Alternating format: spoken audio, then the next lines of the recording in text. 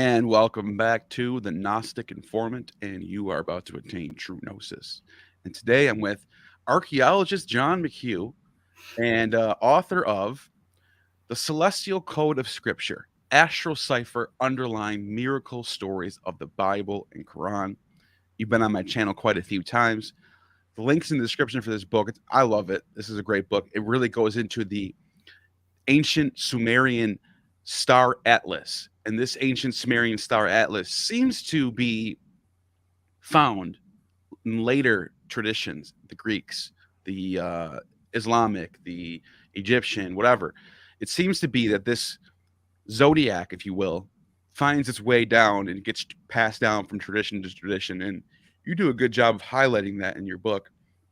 You also did a lot of work in archaeology, Native American rock carvings and artwork, which is very fascinating too. So you have a lot of hands-on experience with that stuff, and it's cool to see that. But today we have an interesting topic that has to do with the Christmas story, and it's the star, the star of baby Jesus, and what happened. What's the deal with this story?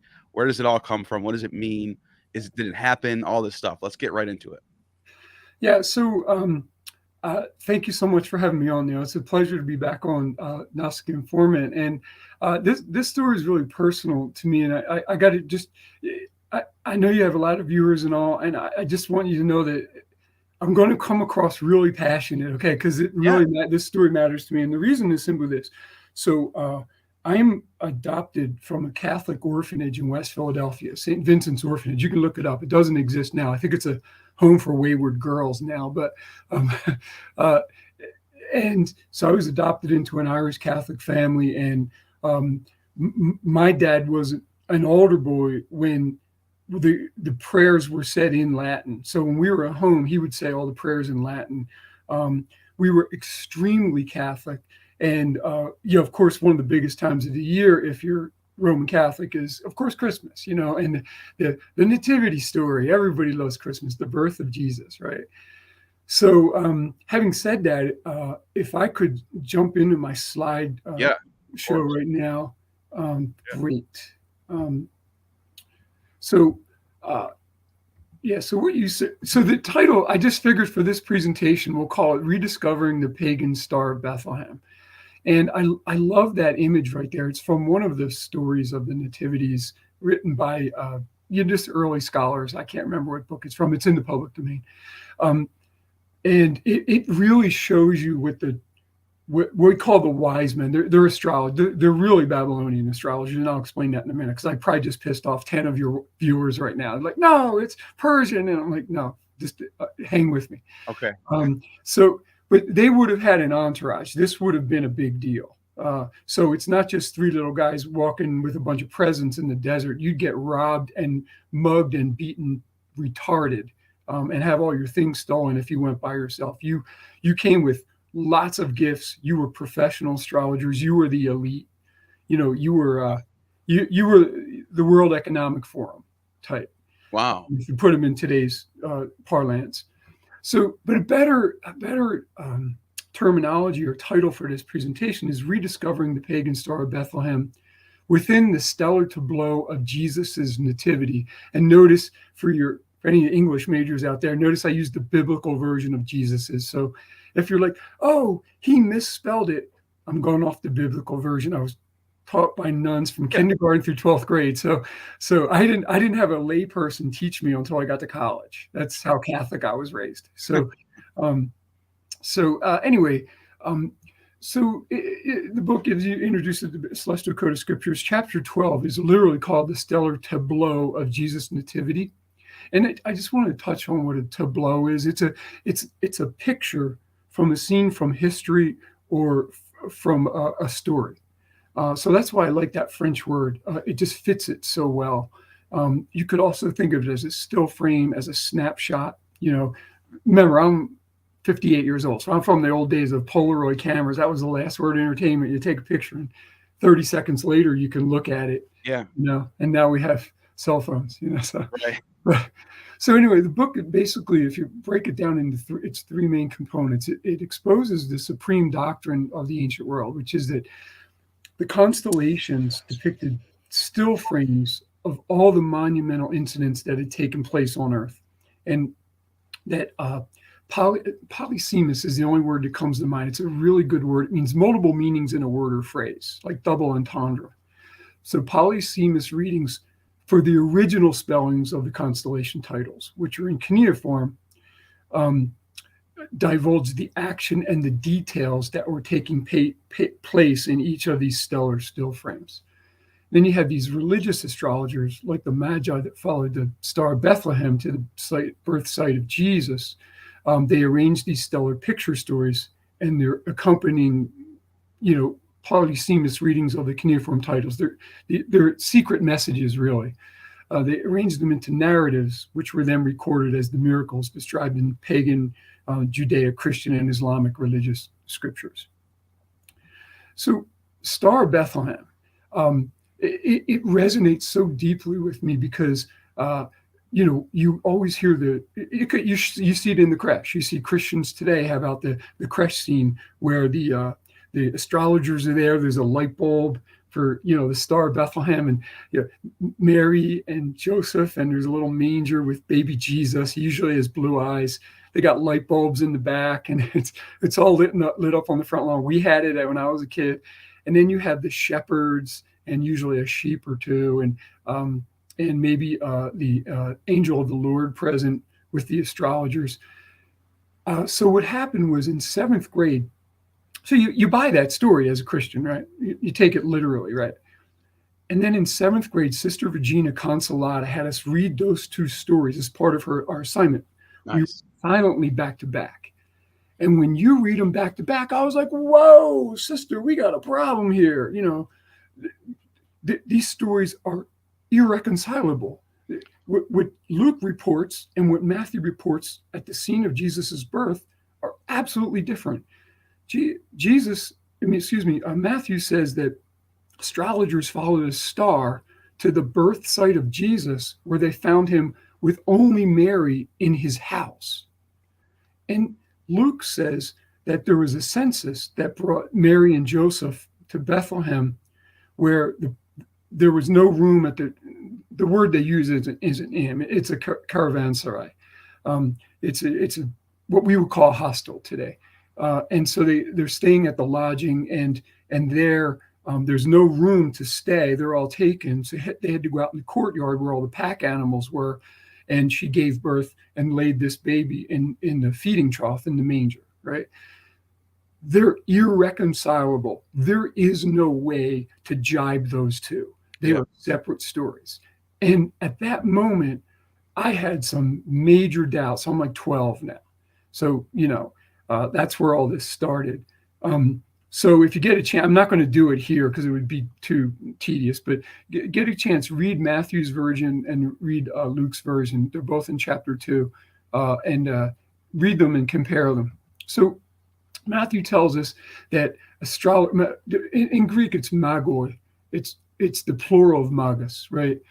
They're astrologers from the East, and they arrive in Jerusalem to meet with King Herod and his retinue. And they go, where's the child born King of the Jews? For we've seen his star in the East and have come to worship him, right?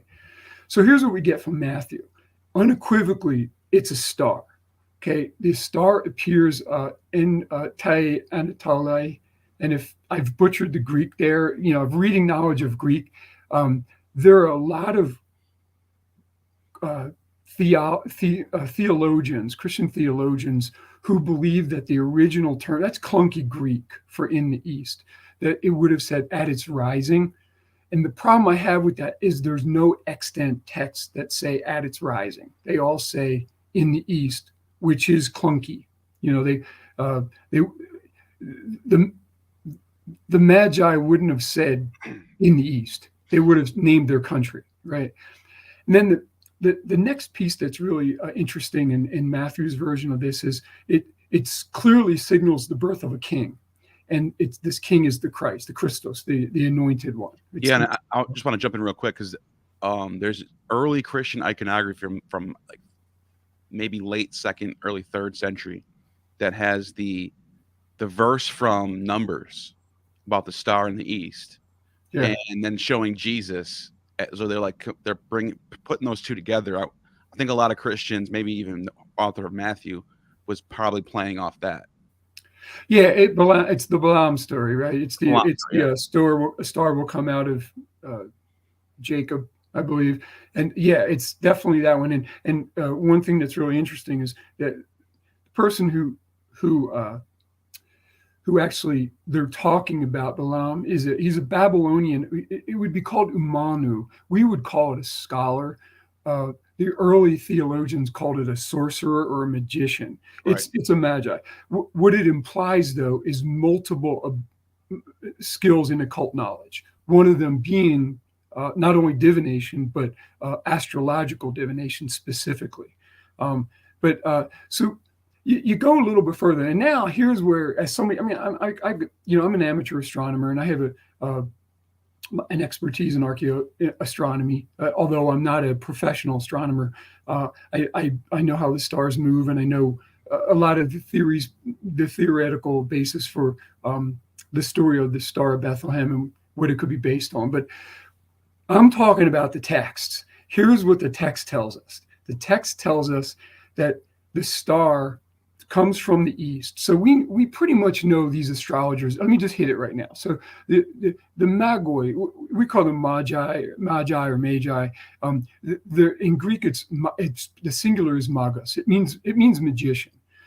It's based on I'm going from Dead Reckoning right here. It's a 6th century Persian term for an occult priest, and who also specializes in astrology, right? But by the 1st century AD and even late 1st century BC, the term magus gets muddled with the term for a Babylonian astrologer, and almost every Christian theologian on earth would say that the magi are Babylonian astrologers. So I just wanted to get that out of the way. Is the word based on originally a Persian priest of the occult? Yes, way earlier. The time the New Testament is being written, it's Babylonian astrologers, and very few people would argue with that. So the astrologers say that you're going to find Jesus with his virgin mother, Miriam in Greek, and they're going to lavish their regal gifts, gold, frankincense, myrrh. We all know the story, right? So, but here's what that looked like astronomically. So you got these Babylonian astrologers. So it would have led them across the desert from Babylon to Jerusalem, which is about 900 miles, right? So, it took in the book of Ezra, it took the exiled Jews about 4 months to make that trip, and astrologers but Ezra has elderly and children with him, so they got to go way slower. And an entourage of elite astrologers would have probably be able to make that trip in 90 days. They probably would have knocked it off in 3 months.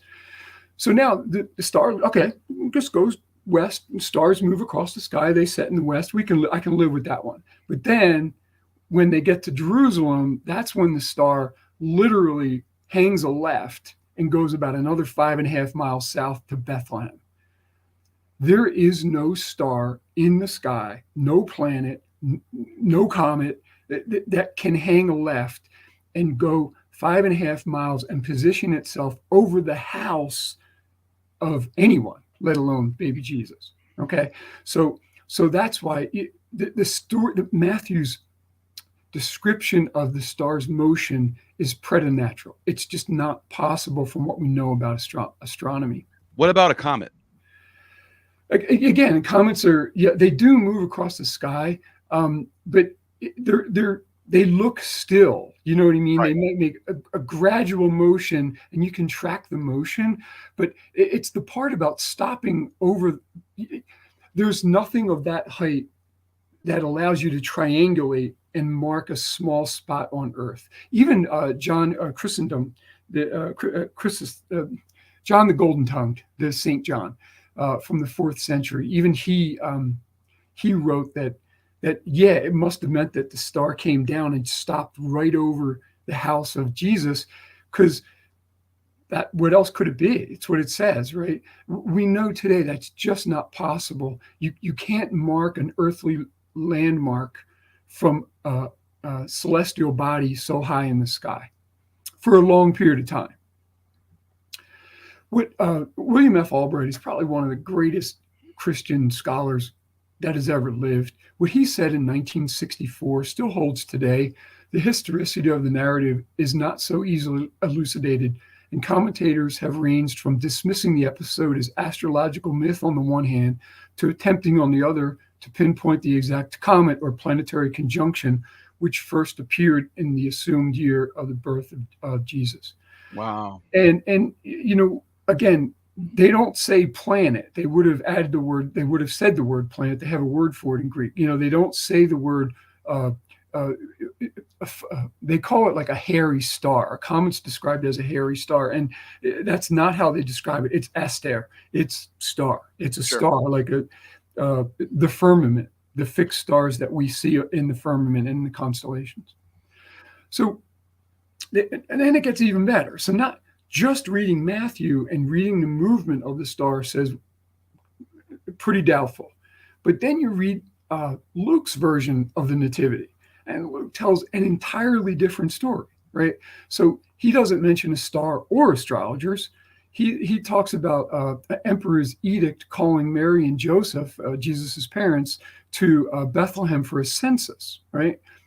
And then we learn that the mass influx of the migrants that are going to be registering in their home village has called, it's not the word in, it's katolume is, it's caravanserai. I think of it as caravanserai. It's a traveling stopping place for working travelers. We'd probably call it a motel today. Right. Motel 6, But remember, we have parking lots today. They had yards to put the animals in. Right, and right. So all of the rooms are taken, and so Mary's got to give birth with the animals out in that courtyard. And there's a bunch of feeding troughs to feed the camels and feed the donkeys and all that kind of stuff. So in Luke 2:7, we read that, Mary, she gave birth to her firstborn son. She wrapped him in cloths. She swaddled him, right, and laid him in a manger.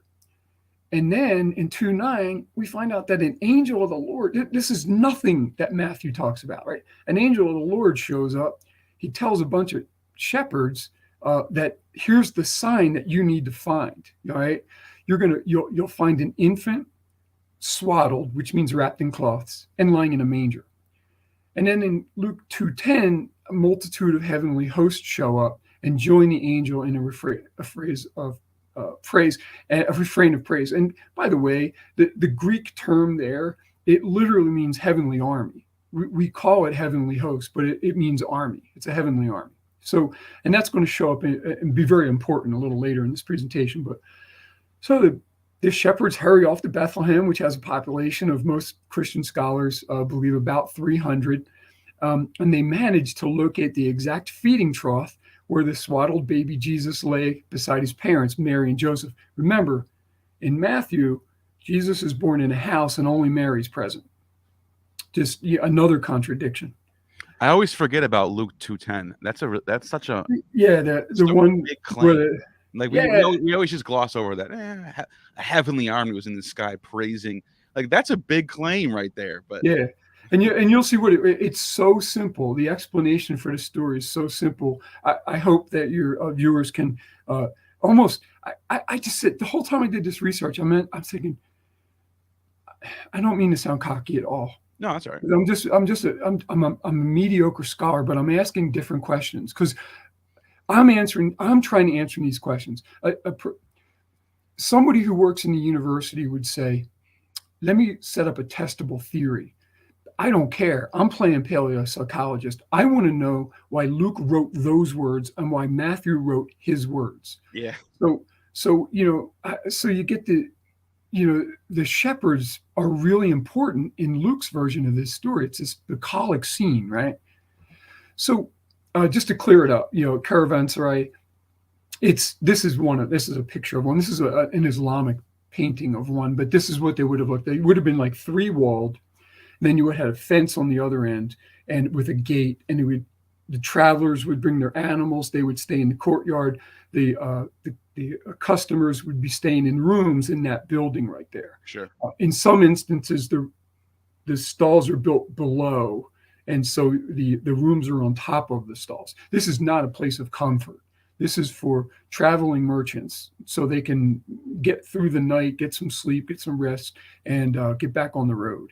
Right. And so this is where Mary gives birth, in a pack animal's courtyard, and she lays the baby in a fatine, which is a feeding trough.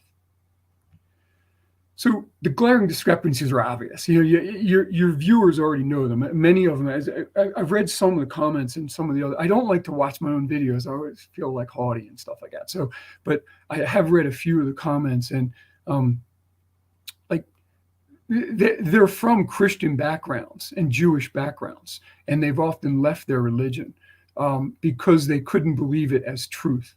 At least I'm inferring a lot of that from your fans.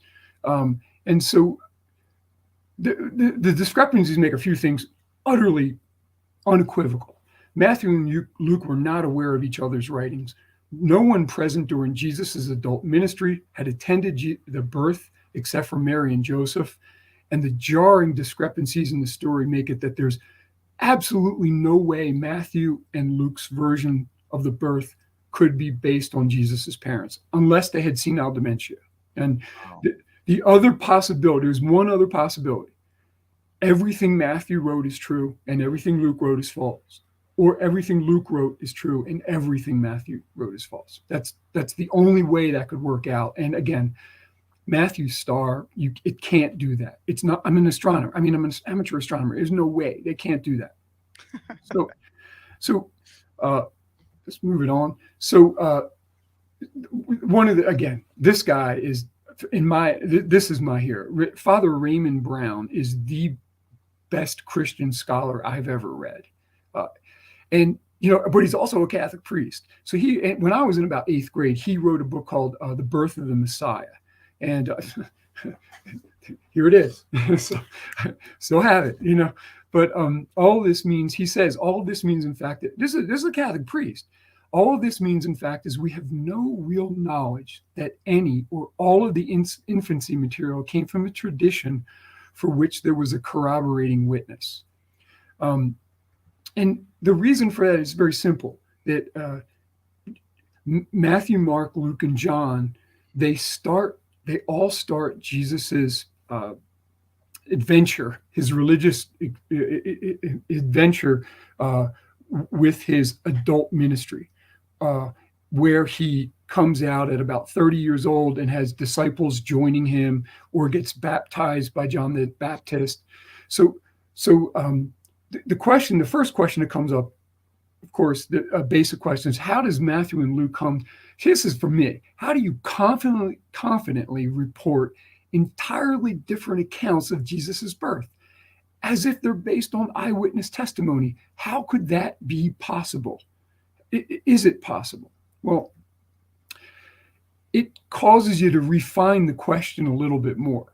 The first part of it would be really why the need for an infancy narrative that recounted Jesus' birth. What was the point of it?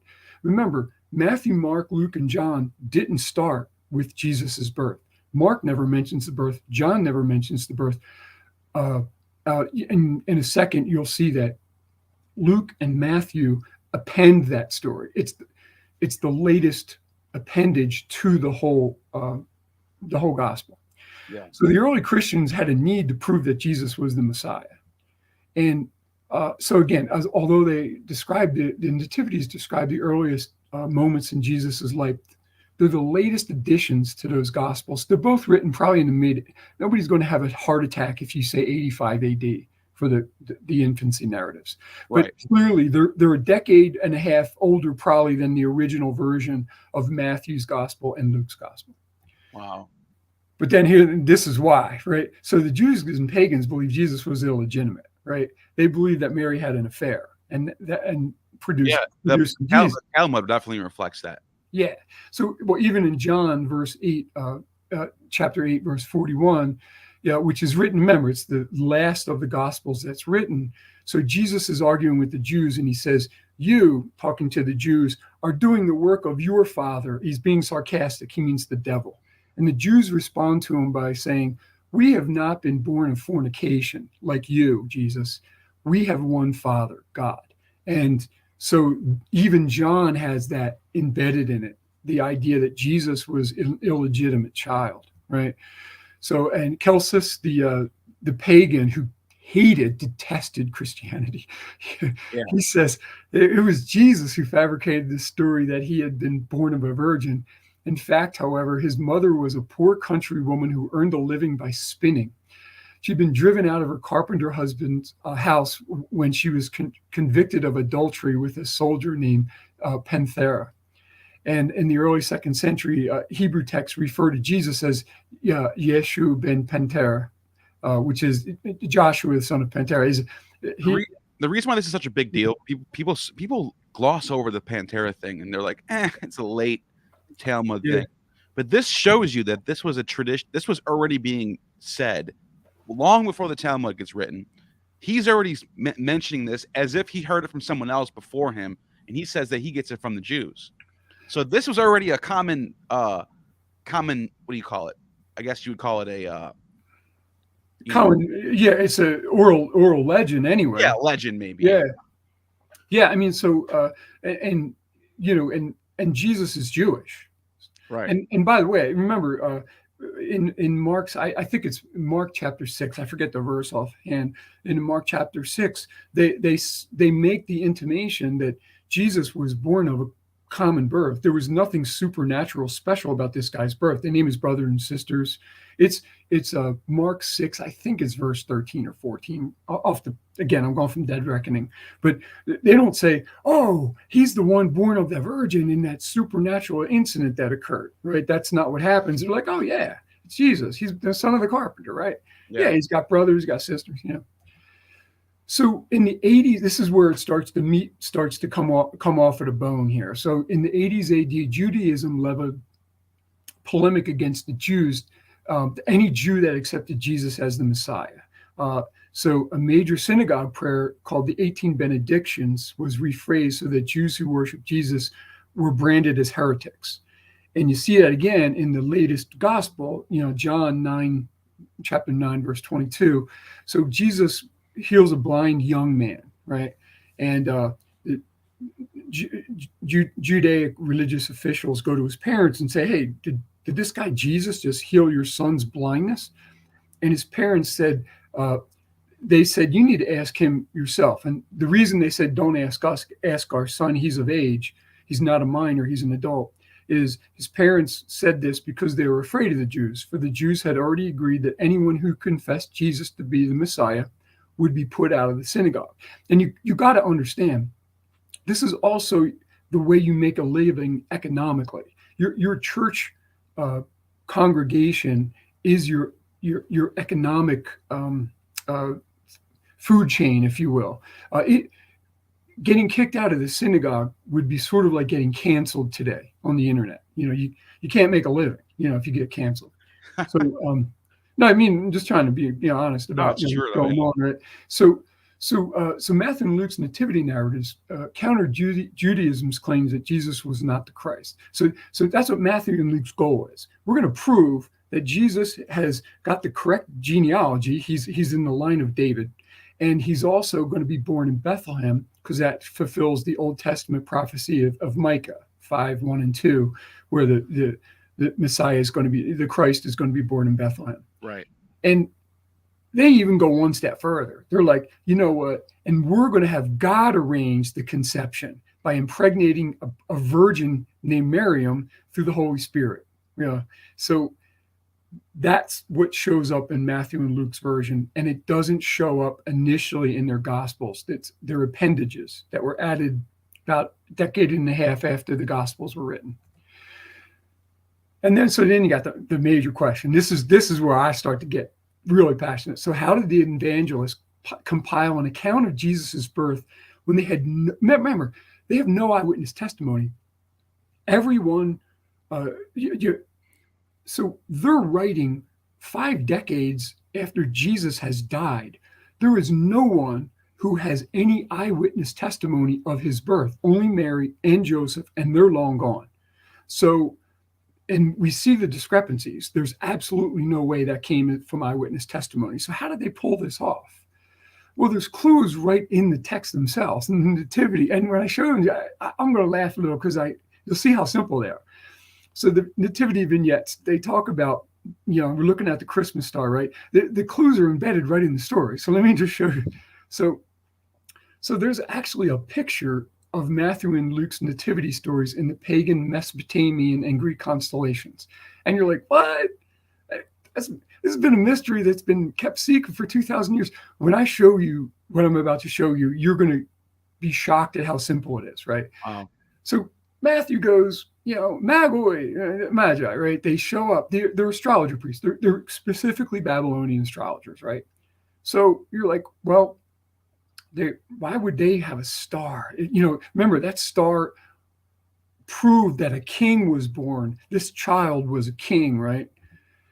So it intimates that Matthew knows something about Babylonian astrology, that he knows something about their esoteric precepts and how they make their predictions, and even their atlases, their astrological handbooks, and their astronomical texts. By the way, astronomy and astrology are used interchangeably in the ancient world till the 6th century AD. So when I use the term astronomy and when I use the term astrology, it's the same thing in the time of the New Testament.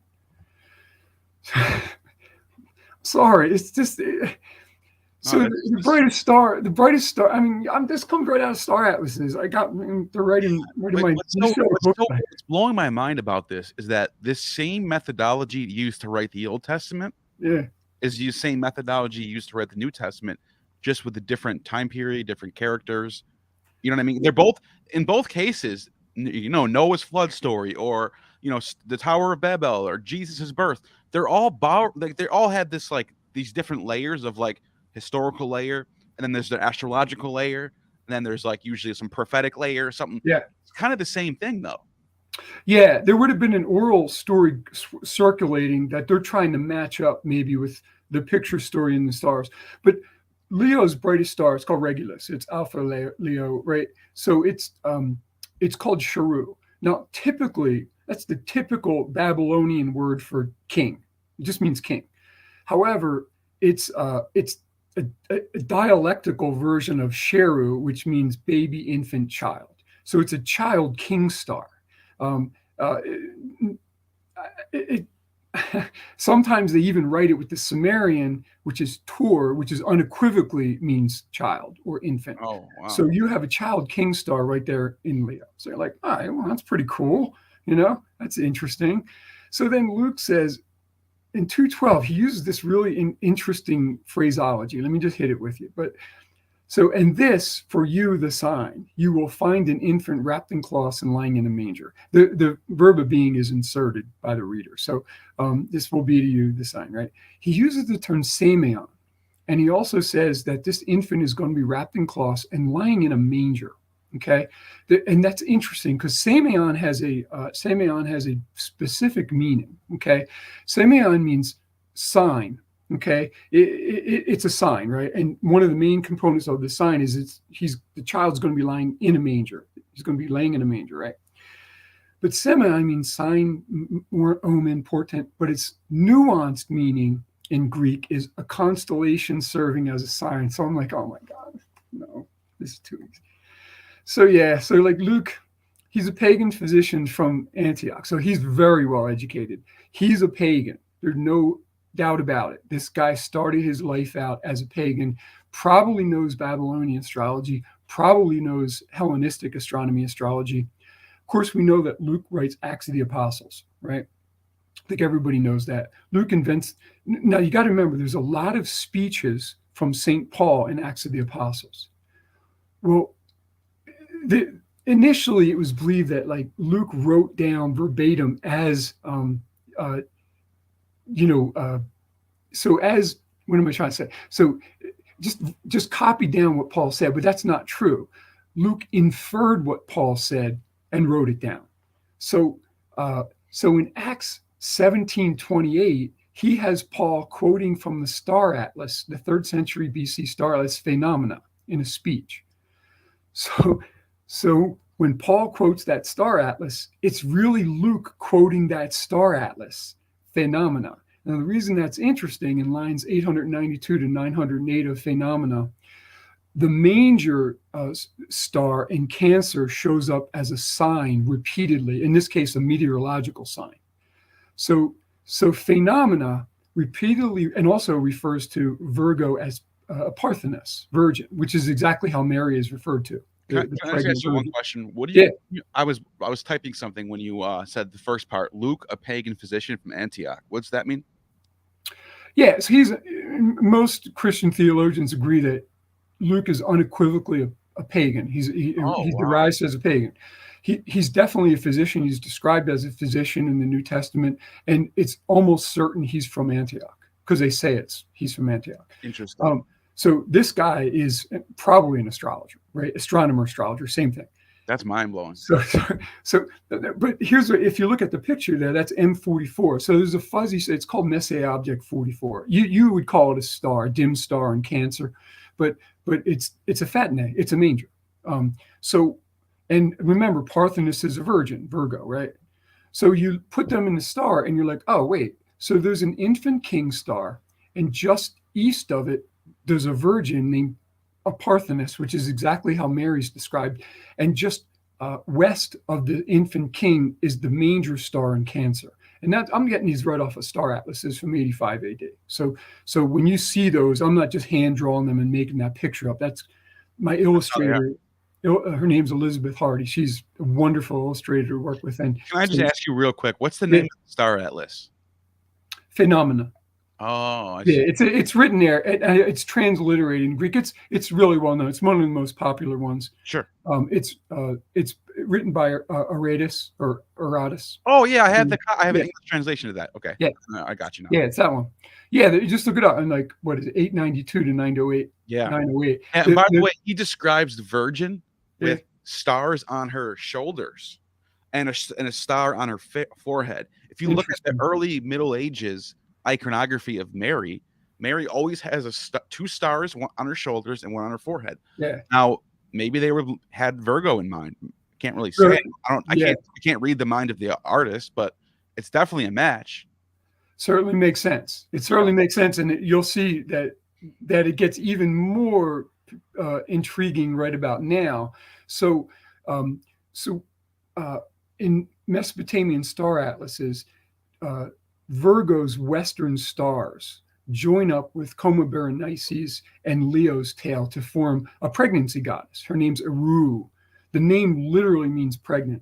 So when you look at the titles connected to the Virgin, you get Parthenus, which means virgin, and you get pregnant. So you get a pregnant virgin. So the pagan astronomical titles for Virgo include the words pregnant virgin. So you lay that down, and you have a pregnant virgin, you had a child king, and you have a manger, which are the main components of Jesus's nativity right there as a still frame. Wow, right? that's so nice. That's where we start. That's where we start off. So again, I'm just showing it to you again. Parthenus, virgin, pregnant, infant king is Regulus, and that's how it looks in the stars. So could Matthew and Luke's nativity narratives be based on a tableau embedded in pre-Christian Babylonian and Greek constellations? And Absolutely. that's where we're going. Yeah. So in the ancient world, it's when you look at the ancient star atlas, when you look up at the 48 ancient constellations, you're looking at a pictographic history book in the stars. Every one of those constellations is embedded in a picture that explained how that star figure, that constellation deity, became immortal. And then I go one further. That's what really the Celestial Code of Scriptures is about, is when you write down the cuneiform titles for the oldest star figures, you find what we would call homophones, homonyms, and synonyms that correspond to the action and details that show up in the myths. So it appears that the ancients are looking at pictures in the stars as scenes from history, and then looking for what we would call wordplay. I like polysemy, multiple meanings in a word or phrase, but wordplay, homonyms, homophones, synonyms, to elucidate the action and details that are taking part in that picture. So the Greeks actually had a term. It's a form of history verification that we just don't use today. We wouldn't look at pictures in the stars to verify events on Earth, but they would. Comes from, by the way, the idea of astrology as a valid human tradition that predicts the future is based on the idea that the stars move. I'm trying to look at the stars move 1 degree west every day. So gradually, the constellations, about every month, a new constellation appears, and it's connected to the idea that the stars were changing the seasons on Earth. So it's based on empirical observation, which is the idea that the stars are making the changes that I'm seeing occur on Earth with the seasons, migrations of birds, meteorological patterns, that this is based on stellar motions. So regarding picture stories in the stars, the Greeks had a term for it, katasterismos, right? It just means placing among the stars. Eratosthenes writes a book on it. It's pictures in the constellations. I like to think of the constellations as either a pictographic history book, but more really, it's a celestial artifacts. Sometimes I'll show you. I don't know if I have it here, but I usually, when I do my research so I always keep my trowel with me because it reminds me that when I'm going through these texts, I'm really just scraping away the dirt and exposing celestial artifacts. Wow. And so I always keep it next to me, although I'm not like digging into my computer Right. too much. But anyway, so you look at the night sky, you look at that picture I'm showing you right there from Ptolemy's Almagest, right? So you got Perseus is there carrying the head of Medusa, just severed the head of Medusa, and Pegasus springs forth. Andromeda is tied to a rock, and Cetus down there on the bottom, Cetus, I guess in English, is about to eat. Andromeda is poised to eat her, and Perseus swoops down with his sword and stabs Cetus dead. Remember the Ares right there in the middle of the picture is the golden fleece. It's a flying golden fleeced ram in Greek mythology, and so these are the artifacts, literally, of the gods. These are celestial artifacts. That's how I picture them, as celestial artifacts. And when I work through these star catalogs, just sifting through the dust and sifting through the sand to see what I come up with, right? So here's my favorite star myth, right? So, Orion, as Orion sets, the scorpion rises. And this is, Hesiod actually wrote about this as early as 700 BC. So he says that, the great hunter, right? Orion, he's the great hunter. He wanted to kill every beast there was on Earth. And this so bothered the gods that Zeus sent up a giant scorpion. We know him as Scorpio. And that celestial tableau is that celestial chase scene is reenacted in the stars. Scorpius eventually chases down Orion and stings him dead, which is how they became deities in the stars. So again, if you could go back and talk to Hesiod and say, hey, Hesiod, how do you know this was a true story? You're telling me that a giant scorpion killed Orion? You'd say, look, it's right there. Yeah, it's right there in the stars. Where else would you look? It's inviolable. It's unscrutable. You can't argue with it. And then there's Orion walking on water. There's a picture of him doing it in stars. So Orion's taking his first step on the contiguous water signs, the aquatic signs that make a sea and an ocean in the stars. So, and then you just look at the cuneiform titles for Orion. Dingir Damu just means the deified sun, S-O-N. And then another title for Orion is Sukal. Mul Sukal just means constellation messenger, the messenger constellation. So you look at alternate readings for those cuneiform signs, just sun, god of, and then Sukal can also mean anointed one. Pashishu in Babylonian means anointed one. Wow. So Orion is a son of God and the anointed one. That's probably how they got Jesus's miracle, his walking on water miracle. They're basing it on Orion performing this miracle, this sea walk miracle in the stars. And I wrote an article. It's in Archaeoastronomy and Ancient Technologies. If you get a chance to look it up, it's I just go into more depth there. So now, what did the Babylonian astrologers know? It's very likely that Matthew is relying on Babylonian astrological texts, and he got them because, remember, Daniel, the Jew, became the supervisor of all the Babylonian astrologers. He became the best astrologer in Babylonia during the subjugation. That's probably how Babylonian astrology seeped through Judaism and into early Christianity. Remember, the earliest Christians are Jews, including Jesus. So in Mesopotamia, like there's a picture of Esarhaddon, like he was king around 681 BC, but he says he writes his name in Lamashi writing, or constellations, literally it's plural, it's constellations writing. And what it means is he's writing his name in constellation word plays.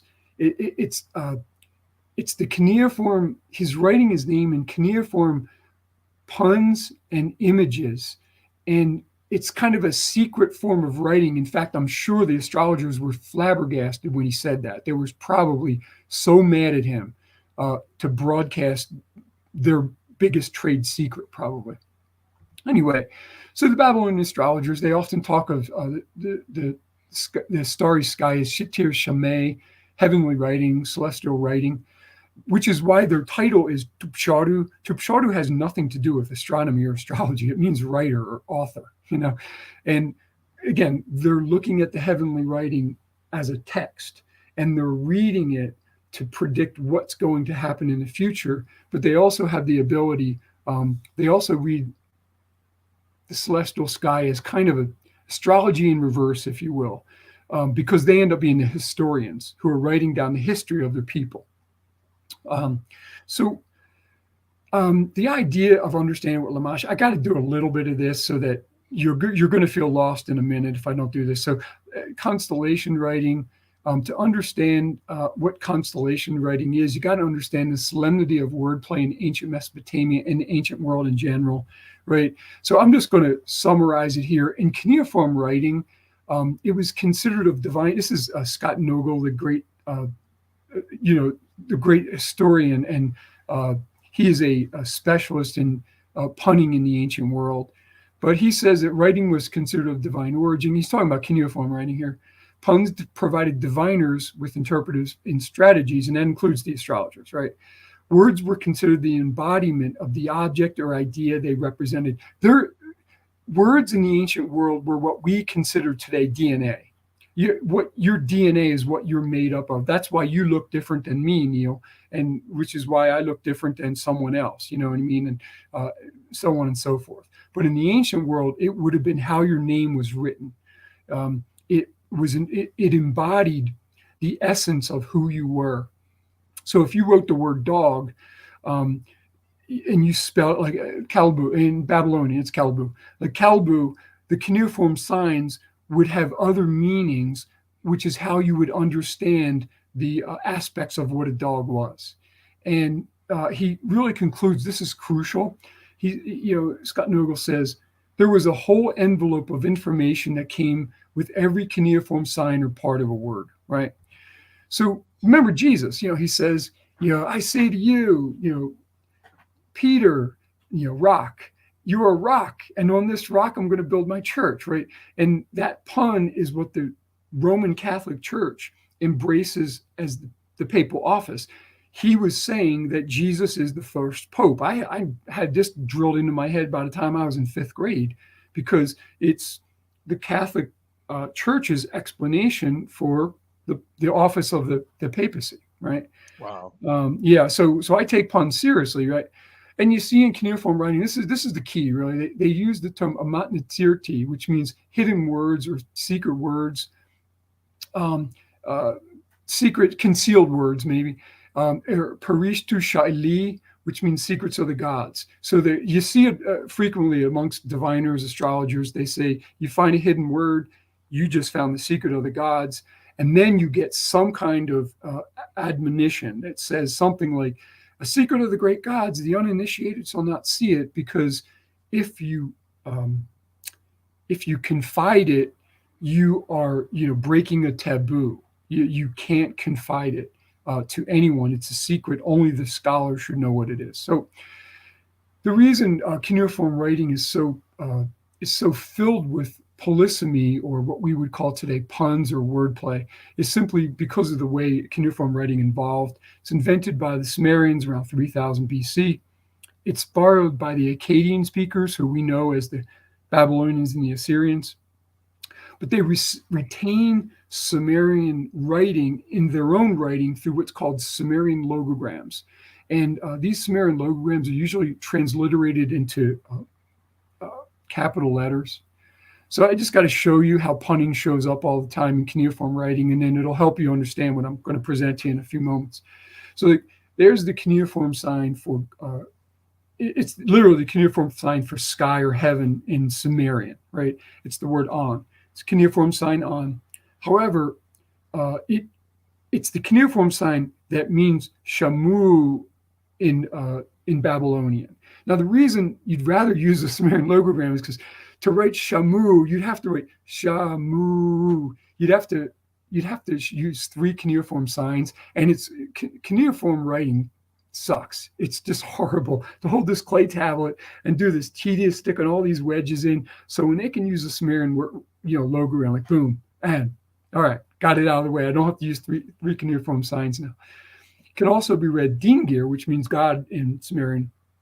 But again, Dingir represents the Babylonian word for God, which is Ilu, right? So that's how this shows up. And just to verify, the original image of An, which means, or Dingir, the cuneiform sign An or Dingir, which means heavens and God. It was written in 3000 BC with the image of a star. Wow. Absolutely verifies that the stars are the gods in heaven, in sky. But the cuneiform sign An represents other words. It doesn't just represent Shamu in Babylonian, skies and heavens. It can mean Ya'u, which means belonging to me. It can mean Kakabu, which means star. It can mean Shabultu, which means a barley ear. It can mean Zukupu, which means to impale. It can mean Shah, which is of. It can mean Asaku, which is taboo. And of course, it can be read Dingir, which means Ilu in Babylonian God, which is the word God. So when you write that one cuneiform sign, you get, remember those hidden words. You get all these hidden words, all these secondary meanings: skies, heavens, mind, star, barley ear, impaling, taboo, of, God, right?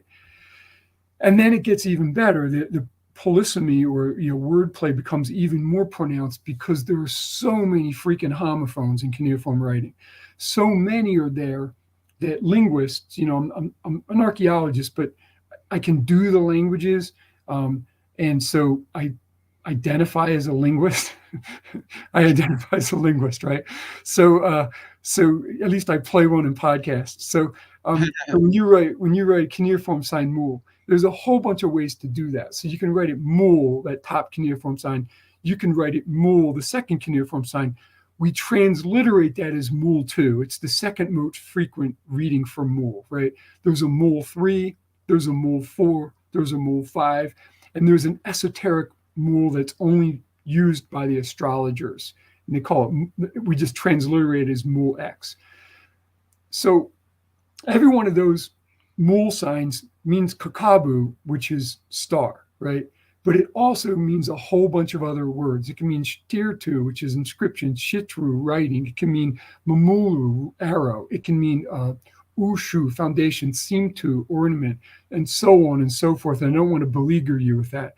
So when you write the Sumerian logogram mul, which just means star in Sumerian, or constellation, it can impart the words star, God, shining brightly, inscription, writing, arrow, foundation, ornament, pierce, wood wasp, watercourse, distant fruit, feeling elated, field, cow, moon, month. And that's just a few. I don't have them all. I'm just trying to give you an example, right? So where this shows up most profoundly, somehow my alignment went wrong there, but the cuneiform, one of the epithets for Jupiter. Jupiter is the god Marduk. He's the supreme Babylonian deity, right? Especially in the second millennium. second and first millennium BC, right? So his epithet is Mul Dingir Nibiru, literally the star deity crossing. And it's crossing, it's referring to, Nibiru means crossing, as in when it's crossing the midpoint of the sky, when it's crossing the meridian. It's where the word comes from. It's where the epithet comes from. So in the Numeral Ish Tablet 7, line 128 reads, the god Nibiru, his star, which in the skies they cause to appear, right? So that comes right out of how they spell the cuneiform. This is why I don't like to write in cuneiform. Like, imagine writing this in alphabet, right? You got to write Mul Dingir Nibiru, right? It's a very cumbersome text. And you're holding a wet clay tablet. So literally, when you say star god Nibiru, right? But those cuneiform signs have alternate meanings, okay? Mul-2 represents the Babylonian verb to cause to appear. So it renders they cause to appear. Dingir, we saw, represents the word Ilu, God in Babylonian. It also represents Kakabu, which is star, and it also can be read An, which means skies. The Ne-2 sign doesn't appear to be used in this pun. B represents the Babylonian word Shu, which means his, and the Ru sign can represent Shah, which is witch, and Ina, the Babylonian word Ina, which means in. And then they just arrange those to create line 128. Dingir Nibiru Kakabu, it's Kakabu, Shu, Ina, Shame, Ushapu. The god Nibiru, his star, which in the skies they cause to appear. Okay, and I'm sorry my formatting got messed up there, but anyway, so they use 50 epithets for the god Marduk, 50 Sumerian logograms for the god Marduk, and they just break them down to write all 163 lines of Tablet 7 of Enuma Elish Tablet 7. In Enuma Elish Tablet 7, they really tip their hand. They show you how they're using wordplay to document history and historic epiphanies. So you're like, there's also this phenomenon of hostage astrologers, right? So you got Homer. There are many classical scholars that believe Homer was a Babylonian, and there's also later texts that refer to Homer as a Babylonian. His name means hostage. Daniel is a hostage. He was taken hostage by the Babylonians, by Nebuchadnezzar II, and he is unequivocally. The Magi show up, they're not hostages, but they show up as Jesus's birth. And Jesus himself is often referred to by Jews and pagans as a magician. So it's very likely these four know this Lamashi writing, this precept that pictures and puns divulge what we would call exegesis or epiphanies or revelation. It's almost as if to have a text and to make a text to even qualify to be what's considered to be divinely inspired, it's almost like standard that you have to have some of this astrological layer happening. Yeah, I don't think there's one myth in the ancient world that doesn't have some connection to this. Yeah, and remember, it's layered. I'm not saying that this is right and everyone else is wrong. What I'm saying is there's another layer to it, and that's, for me, it's the miracles. Miracles can't happen on Earth, but they could happen all the time in the ancient world. How is that possible? Because if you're looking at pictures and puns as the basis of history, then you get miracles. Like, remember Orion being chased down by a giant scorpion. Every Greek believed that was 100% true. Every Roman believed that was 100% true. We know today it's not possible. This is the guy, though. If you could go back in the ancient world and interview anyone, this is your guy, Berosus. He's in 281. He writes the Babylonica, the history of Babylonia. You got to ask yourself, why is a Babylonian astrologer writing the history of his people? Right. Well, if it's based on pictures and wordplay in the constellations, then who better to write your history? Remember, he talks about the flood story. He has the king list in there. Yeah. He even has the astrological alignment, the great year astrological alignment that's going to cause the end of the world. It's when all the planets line up in Capricorn is one of his things that he writes about. But again, here's an astrologer writing what we would call a version of Genesis or a version of the Gospels of Jesus, a history of Jesus, right? So nativity themes common to Matthew and Luke's nativity narrative. So now that we know all that, let's take a look at some of the common themes in Luke's nativity narratives, right? So Matthew and Luke both, although they disagree greatly in their nativities, there are some common themes. There's a pregnant virgin named Miriam. Her name probably means bitter sea, Mar Yam, right, out of the Hebrew, right? So we know there's a pregnant virgin. We know there's an infant king. We know there's a manger, right? Well, when you look at the Babylonian title for Virgo, her title is literally Ab-Sin, those two cuneiform signs right there. It's a pharaoh. It's an agricultural pharaoh. Now, the Ab sign can be read Unu, and Unu is a Sumerian term that means virgin, okay? Now, the Sin sign can also be read C. Remember, Sin 2, and those little numbers don't matter. They're reading it Sin. The ancient people are reading it Sin, and they're reading it C. We just use those little numbers so I know which cuneiform sign is on the tablet, right? So C is a Sumerian logogram that means to turn into or to become. So the wordplay in the Babylonian cuneiform title for Virgo is the pharaoh turns into the virgin, which is probably the origins of Virgo. That's probably how it occurred. But you go a little bit further there, right? So Ab-Sin, well, Ab can represent the word, it means sea in Sumerian, right? One of the late first millennium ways to write the word sea in Babylonian is Maratu, which literally means sea. However, it simultaneously means bitter. It's the word for bitter. It's the feminine version of Maru, which is bitter. Similar to the way we might say, saw a bear in the woods and the woman will bear a child. The word bear is a homonym there, and it's a homonym here. And then we have, she's a pregnant virgin, and we have the words bitter sea. And remember, there's a lot of people that believe Maryam is based on the Hebrew Miriam, bitter sea, right? So I just showed you the Hebrew there. In Hebrew, it's Miriam and bitter and Yam sea. That gets translated into, in the Septuagint, it gets rendered Maryam, which is how it's rendered in the New Testament, literally bitter sea. So the word bitter sea is embedded, the name bitter sea is embedded in Virgo. So we now have a pregnant virgin whose name is bitter sea or Maryam, okay? So again, they're all embedded in titles that astrologers would know are terms for Virgo. So that's what I'm trying to show you there in that picture. Remember, there's a pregnant, I'm just laying down all the words. Her name's Parthenis. Her title's Ab-Sin. The Ab has Maratu, which means bitter sea. So you have a pregnant virgin bitter sea Mary, right? So it's very likely that Matthew and Luke are looking at Virgo and they're saying, yeah, we even know her name. Her name's bitter sea, Mariam, right?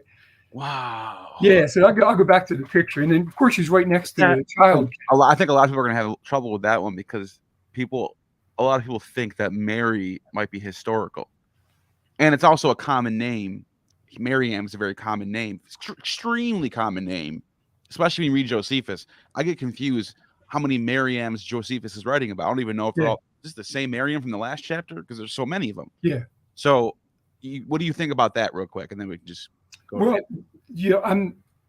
they're talking about her being a virgin who gets impregnated. And I see what you're saying. That's why it's the other way around. They're using Mary and then going back. Okay. They're like, we got to find out. And they're like, oh, wait, well, her Babylonian title was bitter sea. Well, that's Mary. Oh, wait, what else do we know about Mary? Oh, she's pregnant. Oh, and she's a virgin. She's a pregnant virgin. So you're saying they're taking the name Mary and reading into that, finding what I see. That makes sense. That makes a little more sense. Yeah, if you look in Judaism, there's no virgin birth themes in Judaism. They're in other, like Dushares, in I guess in the Nabatean world is thought to be born of a virgin, and his birthday is December 25th, like Jesus. Especially with the Isaiah prophecy, so-called prophecy, which is actually just about a maiden. There's Yeah. no virgin in there. Yep. Yeah. The term is, yeah. So you caught that. Yeah. It means Yeah. maidens. Yeah. So anyway, so you keep moving on there now. Child king in the nativities is Christos, the anointed one. So they make that really clear in all the nativities that this baby it's a baby, it's an infant king or a baby king or a child king, and it's the anointed one. It's the Christos, right? So, well, you go a little further.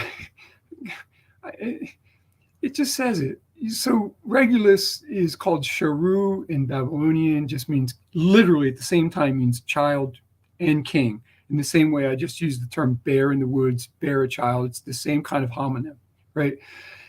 In some of the texts of the diviners, it's equated with the cuneiform sign Me, which means literally can mean Pashishu, anointed one. So this star is literally in one instance identified as Me, which means anointed one. One of the terms for anointed one in Sumerian is a Sumerian logogram. Another possibility, Regulus is embedded in Leo, the lion, right? So it comes right out of Mesopotamia. It's got about 15 different titles. These cuneiform titles are like, yeah, I have them all memorized. It's kind of sad. There's a whole bunch of things I can't do. Like I can't like rewire my house, but if you want to know the 25 titles for Leo, I can give you that, you know. So one of Leo's first century titles is just means lion. And but the sign can be read Me. And again, Me is one of the Sumerian logograms for anointed one, which means Christ. So that's one of the two ways it came up. Either they knew that this star was embedded in a title that could be read anointed one or Messiah, or it's just, you know, the star itself is linked up with the cuneiform sign Me, which means it can mean a whole bunch of titles. One of them is Belu, which means Lord. One of them is, you know, Pashishu, which is anointed one. But it's unequivocal that Sharu is linked up with Me, which means, you know, anointed one. So the other theme. So by the way, so that's how I think that Matthew and Luke got a common theme of this baby is going to be a king, and it's the Messiah, it's the Mashiach, it's the anointed one, right? Mm. So the other common theme, the immaculate impregnation by the Holy Spirit, Numina Hagion. The term doesn't literally mean spirit or ghost. It literally means holy wind. It's the wind. It's the holy wind, right? So now you just start busting out all the titles for the titles for the child star, the child king star, and for Leo, right? So I'll just start up in the upper left, right? Leo, cuneiform sign is It means lion. However, is the Sumerian logogram for the Babylonian word Ina, which means by means of. And then Regulus, Sharu means king. It means child. It's sometimes written as with the Tur sign, which means baby or infant or child in Sumerian.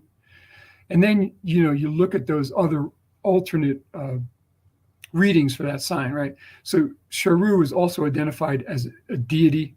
It's a star deity. Dingir means God. It means Elu in Babylonian God. It also means Elu, double L, which means holy. Remember, it's written Tur number 5, which can also be read. The sign, these cuneiform signs, there's 600 of them. They have sign names, and the way we have like A, B, C. The letter A is named A. It says A as in apple. B says Ba as in ball. C says cuz and cake.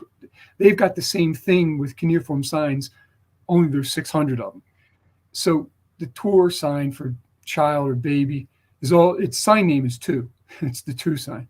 And Tu it's a Sumerian term for wind. So, and Tu can also be read Du, which means Ladu. It means to beget or to sire. So wordplay embedded in the title of the lion and the child star is Tor, Du, Dingir, Tu. And it's all Sumerian. It comes out being the child begotten by the holy wind. And so that's why I think Matthew and Luke came up with the same puns. And like, There's a Holy Spirit. And I think that's where the idea of the Holy Spirit comes from. It comes off of the idea of wordplay, that the word, how this child was born, was conceived, is literally written in its names as secondary meanings, polysemous readings. And, your viewers can just press pause and look at it. It's in my book, so you can just match it up with the cuneiform signs I have. I have all the footnotes there for you to match up. Wow. Yeah. And I just want to show you, Joseph is up there too. So, the Regulus, it means, it's, the title is literally child, and king is more typically the word for king. However, in some cases, it's equated with the Sumerian logogram Ad, if you see that in the middle of your screen there, which equals father. And Sharu can also be read Lugal, which that's what it typically means, which is king. That's the Sumerian term for it, right? So it can be Ad, which can mean father, and it can be Lugal. And, Shar, the alternate reading for Lugal, which means king in Sumerian, it means he increases. It just stands for the verb to increase, which means you put it in a finite form, it's he increases. The verbs in cuneiform and Babylonian are inflective. You don't use pronouns. The verbal form changes. Like, for instance, if I said, he studied in Arabic, you'd go daradas. It's just one word. And you said, like, I studied adrus. It's just one word. It's an inflective language. The verb, when you bring it out of the infinite form, it just changes. You don't need a pronoun, is what I'm trying to get at. So you get the word he increases right there. So wordplay and all this, you get the father, he increases, is present right there in Regulus. You get the pregnant Virgin Mary gave birth to the child king, Jesus. It's just embedded as wordplay right in that stellar tableau, and as Lamashi writing, right? So the Christ child's name, Jesus, he saves, or he will save, right? Yeshua, right? So it's right there in Leo, right? So the constellation Leo can be written Mul, it's the Mul-2 sign, and that sign can be read Mu, and Mu just means a Sumerian logogram that means to name, right? So you get the wordplay embedded in titles for the lion can render to name, right? They would have also, they would have noticed that Mul-2 and if you push those cuneiform signs together, they make a sign called Kar. And Kar just means he will save. It means Yeshua. It's the Babylonian version of Yeshua, means he will save.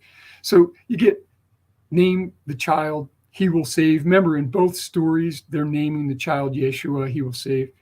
And so I think that's how they're coming up with it. They may have a oral story that they're looking for in the stars, in which case they found it right there with that pun. The other possibility is, they know the oral record of Jesus, and his name's Yeshua, right?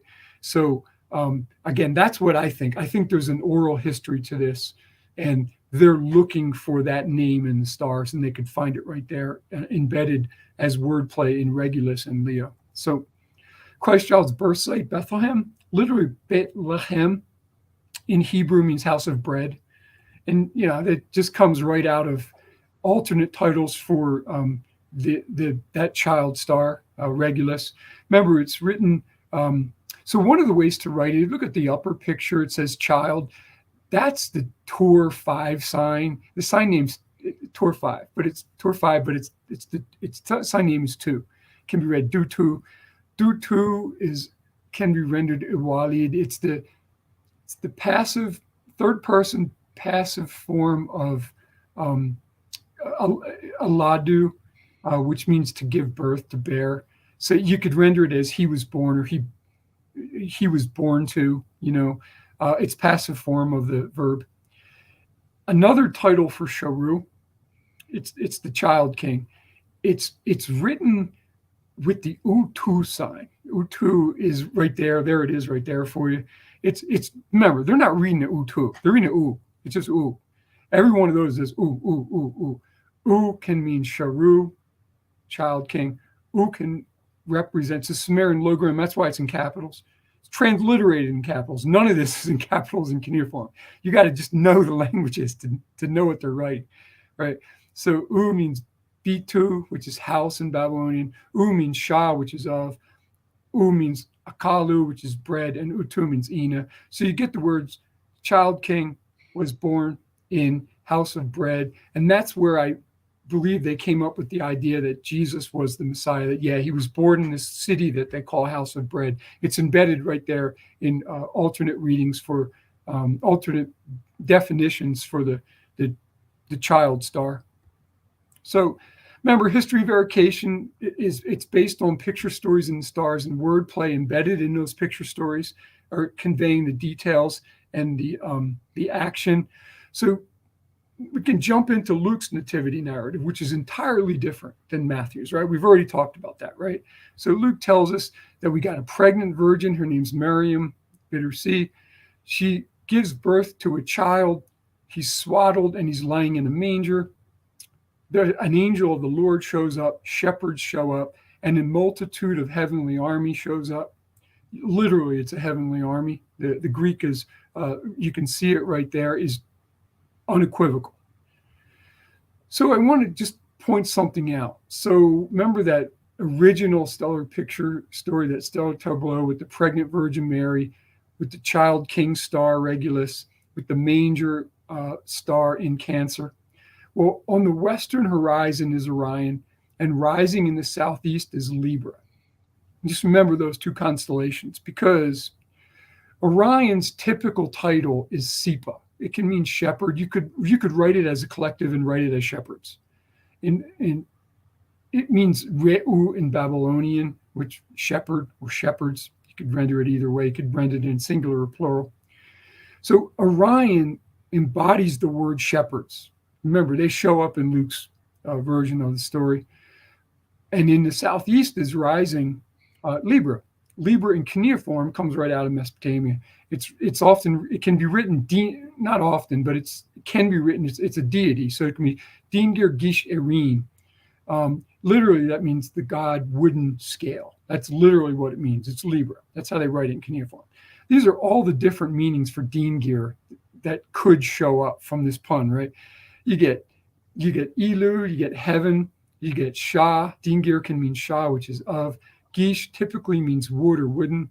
It can also mean Shamu, which is heaven or sky. The reason is trees go up into heaven. Tall trees go high up into heaven. So the word for wood and for tree also can mean sky. Arin 2 is just the scale. It's Zibani 2 in Babylonian, but it also means tabu, which is army. So you have the wordplay can render army of heaven, because Dingir means Shah of. So you have an army of heaven right there embedded in Libra. So, and another title for Orion, since we're there, we saw that Orion was the shepherd, right? But Orion can also be written Dingir Sukau. Dingir means Belu, Lord. It means God, but it can also represent Belu, which is Lord. Remember, we saw it can represent the preposition Shah, which means of.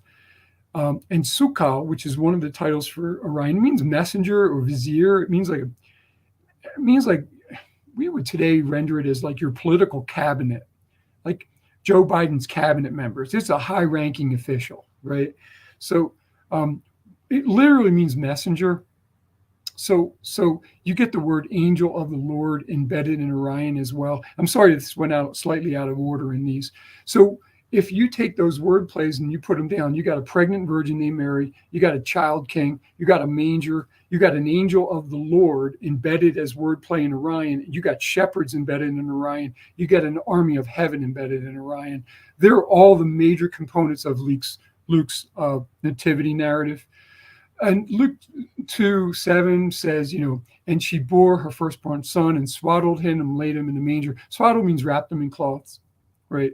And that's just all right there. You just take that stellar picture. Remember, there's a pregnancy goddess ebbing out of the western stars of Virgo.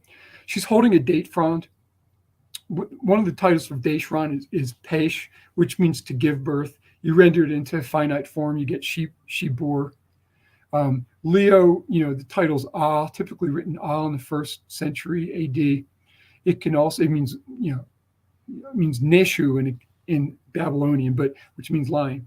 But it also means Ina, which is in. Ah is also the term for Aplu in Babylonian, which is firstborn son.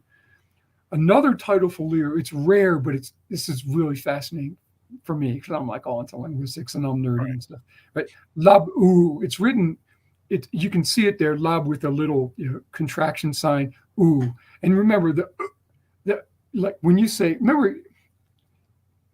bottle, you hear someone with a British accent, they say bottle or beetles.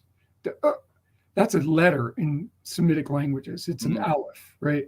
So that glottal stop is actually a letter. So it's lap-u, lap-u. And they spell it out. They often, to show that glottal stop, you just throw another vowel in there, right? So they write it lab-u. Is that like the ayin when you get into Phoenician Hebrew where you get the letter? There's two A's, that aleph, and there's an ayin. Yeah. Yeah, that makes sense. And they show it where they end up showing up a lot is in Arabic. You get so Hebrew's got like ayin, which is silent, and aleph, which is silent. But in Arabic is like there's an ayin, which is like the Phoenician ayin. The Phoenician ayin is written as an O, the letter O. Oh, okay. Yeah, and it probably is one of those weird things that I wonder if it has something to do with this, I'm sure. There's 14 different ways to do that aleph sign. I believe it's 14.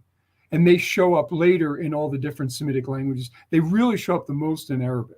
They've got all the crazy glottal stop sounds that you utter. But anyway, so Labu is really fascinating because one of the syllabaries, I think it's called syllabary A, it's spelled out Labu, and that is literally also the spelling for the verb Labu, which means to wrap up. And Regulus means Sharu, which is a child king. Regulus also in Sumerian, it's written Lagul, Lugal, which means king. Lugal is also read Shar, and Shar is a specific kind of cloth. So you write these word plays down and you get Shibor, firstborn son, wrapped the child in cloths. He's swaddled. That's probably why it's part of the celestial sign, the constellation sign. Remember, Luke says, he doesn't say it's just a sign. He says it's a constellation sign. And that's probably why. She laid him in a manger. Comes right out of the cuneiform writing. Mul 2 can be written for any of these stars, right? So I'm just having it there. One of the ways to write Mul Absin, the original title from Mary, it just can render, it can mean Imedu in Babylonian. It means it's the verb Imedu. And when it's the third person past tense, it says she laid, Imed. Or it's just one of the titles for Leo. It means lion. So you think the whole story, basically, this whole nativity story, is basically astrological? Yeah. There's no precedent for it in Judaism. I agree with that. Yeah, I think it's totally a terrible thing to say. So I hope no one from my you're fine. Catholic church. I hope no one from my church watches this, but I never tell them I do. Sorry, I never let them know I'm a Gnostic informant. Yeah, you probably shouldn't. I'll get excommunicated and fired at teaching the Catholic Archdiocese. But anyway, so I think they're just, or can mean him. It's the Sumerian logogram for him. Which means lion, is also the word for in, and M44 is manger. So she laid him in a manger. It's right there, right in that stellar tableau. They're just looking for all the different possible puns. Exactly the way they wrote Enuma Elish Tablet 7, the Babylonian creation story Tablet 7. So Luke 2:8. I just want to show you that you can here's just a mundane line, and I just want to just connect it for your viewers. Not to get pedantic here, but you remember Orion on that western horizon? He's got like 14 different titles. Most of them are shepherd, but one of the ways to write shepherd is with the U5 sign. You can see it there. You can also write it Ku. And then right above Orion in this stellar tableau is Gemini. It's the twins, but it's a twin mountain in Mesopotamia. Remember, Gilgamesh climbed them. when he raced the sun. I think it's in Tablet 6 of the Epic of Gilgamesh. He hops on the ecliptic, Gilgamesh does, and has a race with the sun. And Gilgamesh goes in the direction of precession of the equinoxes while the sun goes eastward. So it's very interesting. He beats the sun god in a race. Anyway, when you look at all the word plays there, all the titles for Orion, they can be read U, it can be read Ku, and Twin Mountains, Gemini, can be read Mosh. There's also alternate readings, alternate meanings. Remember, they mean about, those Sumerian logograms might mean 25 different other words. So you get same, you get to watch over, flock, to dwell in, night, region, fields, over, outside, or open country. And then you look at Luke's version of the story, and there's shepherds in the same region, dwelling outside in the fields, watching over the flock in the night. Remember, Berosus, when he wrote, he knew Sumerian, he knew Babylonian. He writes the story of the Babylonica in Greek for a Greek audience. So the idea of being triliterate would have been no big deal in the ancient world. I'm sure Daniel was, and probably Jesus was too. But then you get that. Then you get the big one. This will be to you the sign. You will find an infant wrapped in cloths and lying in a manger. Again, right out of the Star Atlases, we saw that Orion. That's from what? What are they saying that's from? Because that's not from the Old Testament. This is coming from an angel's mouth. Yeah, this is from the angel of the Lord. So that makes sense that this would be coming from something up in the stars. If it's coming from, if it's a divine inspiration, the only logical interpretation would be this is some sort of interpretation coming from above, which would make sense to what you're saying here. All this stuff coming from the stars could be a reason why Luke thinks he's hearing it from an angel. Yep. And so that's what it shows up in the stars, right? So remember, there's an angel of the Lord. It's embedded in Orion. The shepherds are embedded in Orion. So the angel is saying, literally, the words, this, So I'm trying to explain. So the sign so there's all these different readings in the Babylonian star atlas. So you look at the lion constellation. So they'll write kun which means tail of the lion, right? Well, the kun sign for tail can be read kuno, and kuno just is the plural. It's the plural suffix, which means you plural, right? One of the weird titles for the lion is Gish Ug or Gish period. Gish means wooden. It means wooden, and so it's literally a wooden lion or a wooden. Both cases it means wooden lion, but it's not written wooden lion. It's just written, says, it just means Neshu lion. Probably because the lion's coat looked like the bark of trees. It's got that rich orangish brown, and it blended in with trees and stuff like that. That's probably where it comes from. But remember, the common cuneiform title for the lion in the 1st century AD is which just means lion. I'm in the middle of the screen there. Can mean many prepositions. One of them is ana, which means 2 or 4. And these are coming right out of lexicons, bilingual lexicons, Sumerian, and they'll write, it means this, it means this, it means this, it means it's like, it looks like a dictionary. Literally looks like a dictionary entry, only its own clay tablet. Can also be read it looks like the E4 sign there. It just means this one. So then you put down your puns and you get a, which is this, you get which can mean 2, you get kunu, which means you plural, and you get gish, which can mean, it means wooden, but remember it also can mean itu in Babylonian, which means an astrological sign. So you get the words this, to you, the sign, and that's literally what it says in the Greek. The word of being isn't there. So that's where I think they're getting it from. I think this story is totally contrived from a picture and wordplay in this tableau that we're looking at. So I just want to show you one more. Remember, it says you will find. He's telling the shepherds, the angel of the Lord's telling the shepherds, you're going to find this. One of the ways to write Reu is with the U sign. It's pronounced U2. It's with the U. You don't say the 2, just it's U, right? But that's what it looks like. It's the U2 sign, right? So U2 can render to find, and you just render it in the finite form. You to tamra, which means you will find. So the angel of the Lord, the words that he speaks to these shepherds is literally embedded in Orion's titles. So, and then you just keep going, and the rest of the sign, it's just based on wordplay. Regulus, which is mule, there I'm showing you the mule 2 sign. It means star, but it also means lion. Remember, Regulus is Sharu, it's an infant. Remember, Regulus in Sumerian is written Lugal, which means king, but it also can render the word for a really expensive cloth. Look at that. Leo now, one of his titles, it means lion. It can also mean in. Remember, one of the titles for lion, Labu, is written Labu, just like that. It's spelled Labu. And Labu also means, it's the verb to wrap up. And then M44 is your manger. So there's your sign, an infant, right there, the infant star. Wrapped in cloth. Okay, wrapped is embedded in the cuneiform titles for the lion. Lying is the cuneiform sign for star, mule, the mule 2 sign. It means star, but it also means amedu, to be lying. Lying down, as in laying down. And lion also means eno, which is in. And then, of course, M44 is fatne in Greek, manger.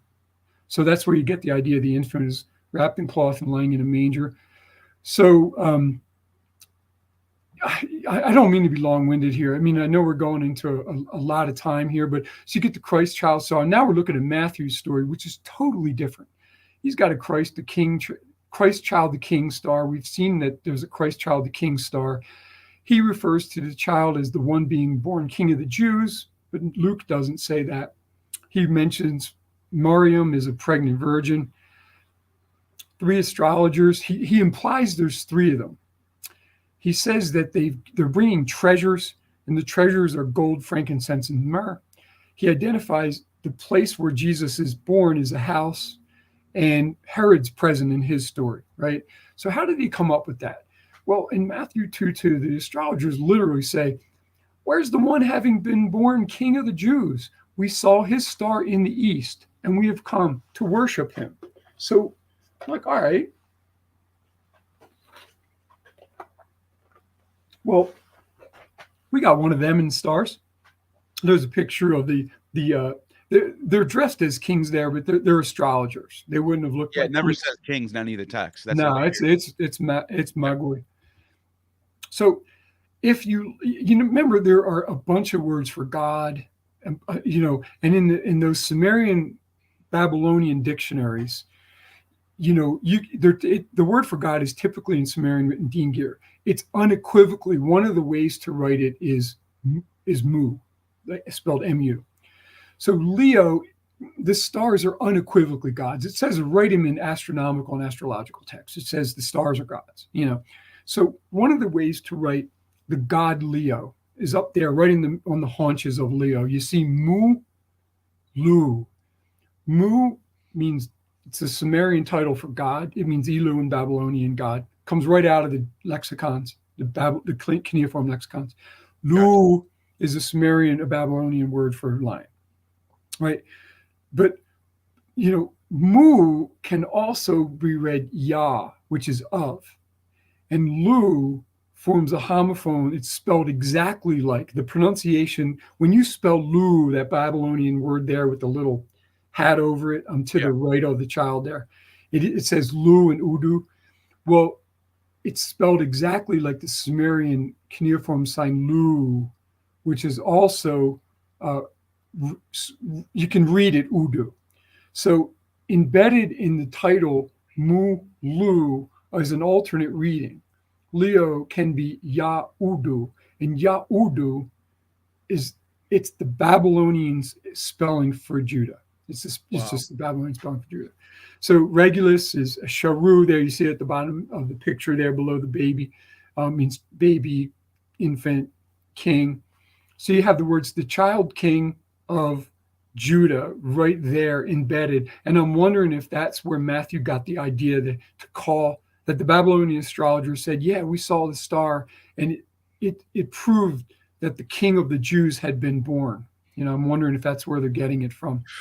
That'd be interesting. Yeah, so he implied, Matthew never says there's 3 astrologers, but remember that Sumerian title for for Leo is Ah. You can see it up there in the upper left. That's the Ah sign. It also means three. It's literally the word for three, probably because there's three, a cuneiform sign, three wedges. It's equated with the word Abu, which can also be written Abba. So Ah is equated with the Sumerian logogram Abba. And Abba is the word for, it just means it's astrologer. This Babylonian word for astrologer is Tupsharu, which is astrologer, astrologers. Yeah. So the idea that there were astrologers present probably came right out of the reading of the line, which is probably why Luke never mentions it. He didn't see this pun. Matthew saw this pun. Matthew probably, if he knew about Babylonian astrologers, it implies he knows Babylonian astrology. So you get all the puns right there. You get three astrologers right there. One of the things, I probably get this wrong in the book. I couldn't believe I missed the word for frankincense. It was so easy. But so you have a pregnant virgin named Mary, right? And we know that they're treasures. So it says literally in the Greek, it says, it says treasures. It says, yeah, we're dropping off our treasures of gold, frankincense, and myrrh, right? So you just look at the word plays there. The child star in the Sumerian logogram, it can be written. One of the logograms for Sharu, which means king, is U. U is also a cuneiform sign for house.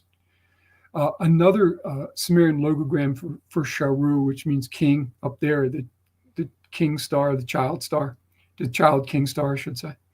Sumerian logogram is Mon. Mon is another term for gold. And then, I was looking at the wheat. Remember, Virgo's holding a wheat spike. That's what she's holding. That's what spike is, the wheat spike. And I couldn't find frankincense. I'm like, oh my God. I just found it today when I was putting this picture together. So, oh wow. Yeah. So the Sumerian logogram for wheat is Kib. It's the Kib. It just means wheat, right? Well, Kib is also read Gig. It's the same cuneiform sign for frankincense. And I was like, wow. Oh my God, I can't believe I missed it. It was right in front of me. I came up with another, but it feels contrived. The others don't. Like, remember the Sumerian term for Virgo is Absine, which literally means Pharaoh, but Ab is the Sumerian logogram for sea. It means sea as an ocean, right? In Babylonian, it's Maratu. Maratu means sea, bitter sea. The Sumerian logogram, another Sumerian logogram for bitter, a really common one is Shesh. Sure. Shesh also means treasures. Shesh also means myrrh. So they knew that Ab meant Maratu, which is bitter sea, but they knew that a synonym was Shesh, and Shesh also meant treasures and myrrh. So you get the words treasures of gold, frankincense, and myrrh, and that's probably how Matthew came to the conclusion that the treasures that the astrologers brought was gold, frankincense, and myrrh. And I just want to show you that, Herod's up here too. Herodotus is his name in Greek literally means hero's song or song of the heroes, like an equivalent. It means hero and song. It's spliced together. And I'm looking at that and I'm thinking of Hydra. And one of the cuneiform titles for Hydra is the god horned serpent, the horned serpent deity. It's right there. It shows up in Revelations 12, where it's the horned serpent. Remember the red dragon that shows up to eat the woman? It's almost the same exact tableau that's used for Jesus's birth. But Dingir Ushum is one of the Sumerian logographic spellings for Hydra, right? So it literally means deity horned serpent. Ushum is a Sumerian logogram that also means Karadu in a Babylonian, which is hero. And Dingir, we saw, means Elu, god in Babylonian, but that forms a homophone with Elu, the Babylonian word Elu, which is song. And they're looking for puns. They're like, wait a minute, Elu, that's Dingir is Elu in Babylonian. Wait, that's a Sumerian word for song. Dingir also means Shah, which is of. So what you get as wordplay in Dingir Ushum, which is Hydra, you get song of the hero. That's Herod's name. That's Herod, right? So you look at that in this, it's the southern part of this tableau. It's just just south east of Orion. Remember the shepherds up there, and it's just southwest of Libra. Remember the heavenly army. So Herod is literally embedded in that stellar picture story, right? So now we get to the star's preternatural motion, and it just comes right out of the star atlases. Regulus is a star. It's marked with the Sumerian, celestial determinative mul. There's a whole bunch of them. The mul 4 sign can be written. It's written with the cuneiform signs ugu, and ugu just means them. In Sumerian, it's a homophone. So Regulus, it's a child star. Sharu, again, it's a god. The Babylonian title for God is Elu, but it can also be read, especially in Syrian, it's Elu. And Elu also means over. Remember, we saw that this is the child star. It's written Tur 5. And Tur 5 is also read Du, which means to come. Tur its sign name is Tu. It's the Sumerian logogram for to lead. It means Aru, to lead. Mm-hmm. Sharu is also equated with the word Lord, Belu, and a common title for Belu, Lord, is An. Sumerian logograms An, which means until, and then Sharu is equated with Lu, which means to stand. It means literally means man, but it can also mean to stand. Sharu is equated with U, which we saw means house. A common title for house is the U2 sign, the A2 sign, and which also means where. And then Sharu we saw is equated with the Sumerian word, Sumerian logogram Me, which means anointed one. It can also mean was. So you write down all of the word plays that are embedded, that are connected. You're going right out of the dictionaries here. The star went before them until, having come, it stood over the house where the child was. That's how the star's preternatural motion occurred. It didn't happen in the sky. They're reading celestial titles and they're saying, okay, here's what happened. We're looking at this stellar picture story. There's all these alternate readings. They're constructing the story very much the way Enuma Elish Tablet 7 was written, where they're just looking for word plays embedded in the divine titles, the deities' titles, celestial deities' titles, and they're writing those down as history. So again, to conclude, what is the star Bethlehem? Well, remember, Sharu is a child king star. It's equated with the Sumerian logogram Me, which means anointed one, which is Mashiach or Messiah. Another possibility is Sharu, the child king star, is embedded in the constellation Leo. Leo's read Ah. It's written Ah and read Ah, and it can be read May, and May again, it's the Sumerian logogram for Pashishu, which means anointed one.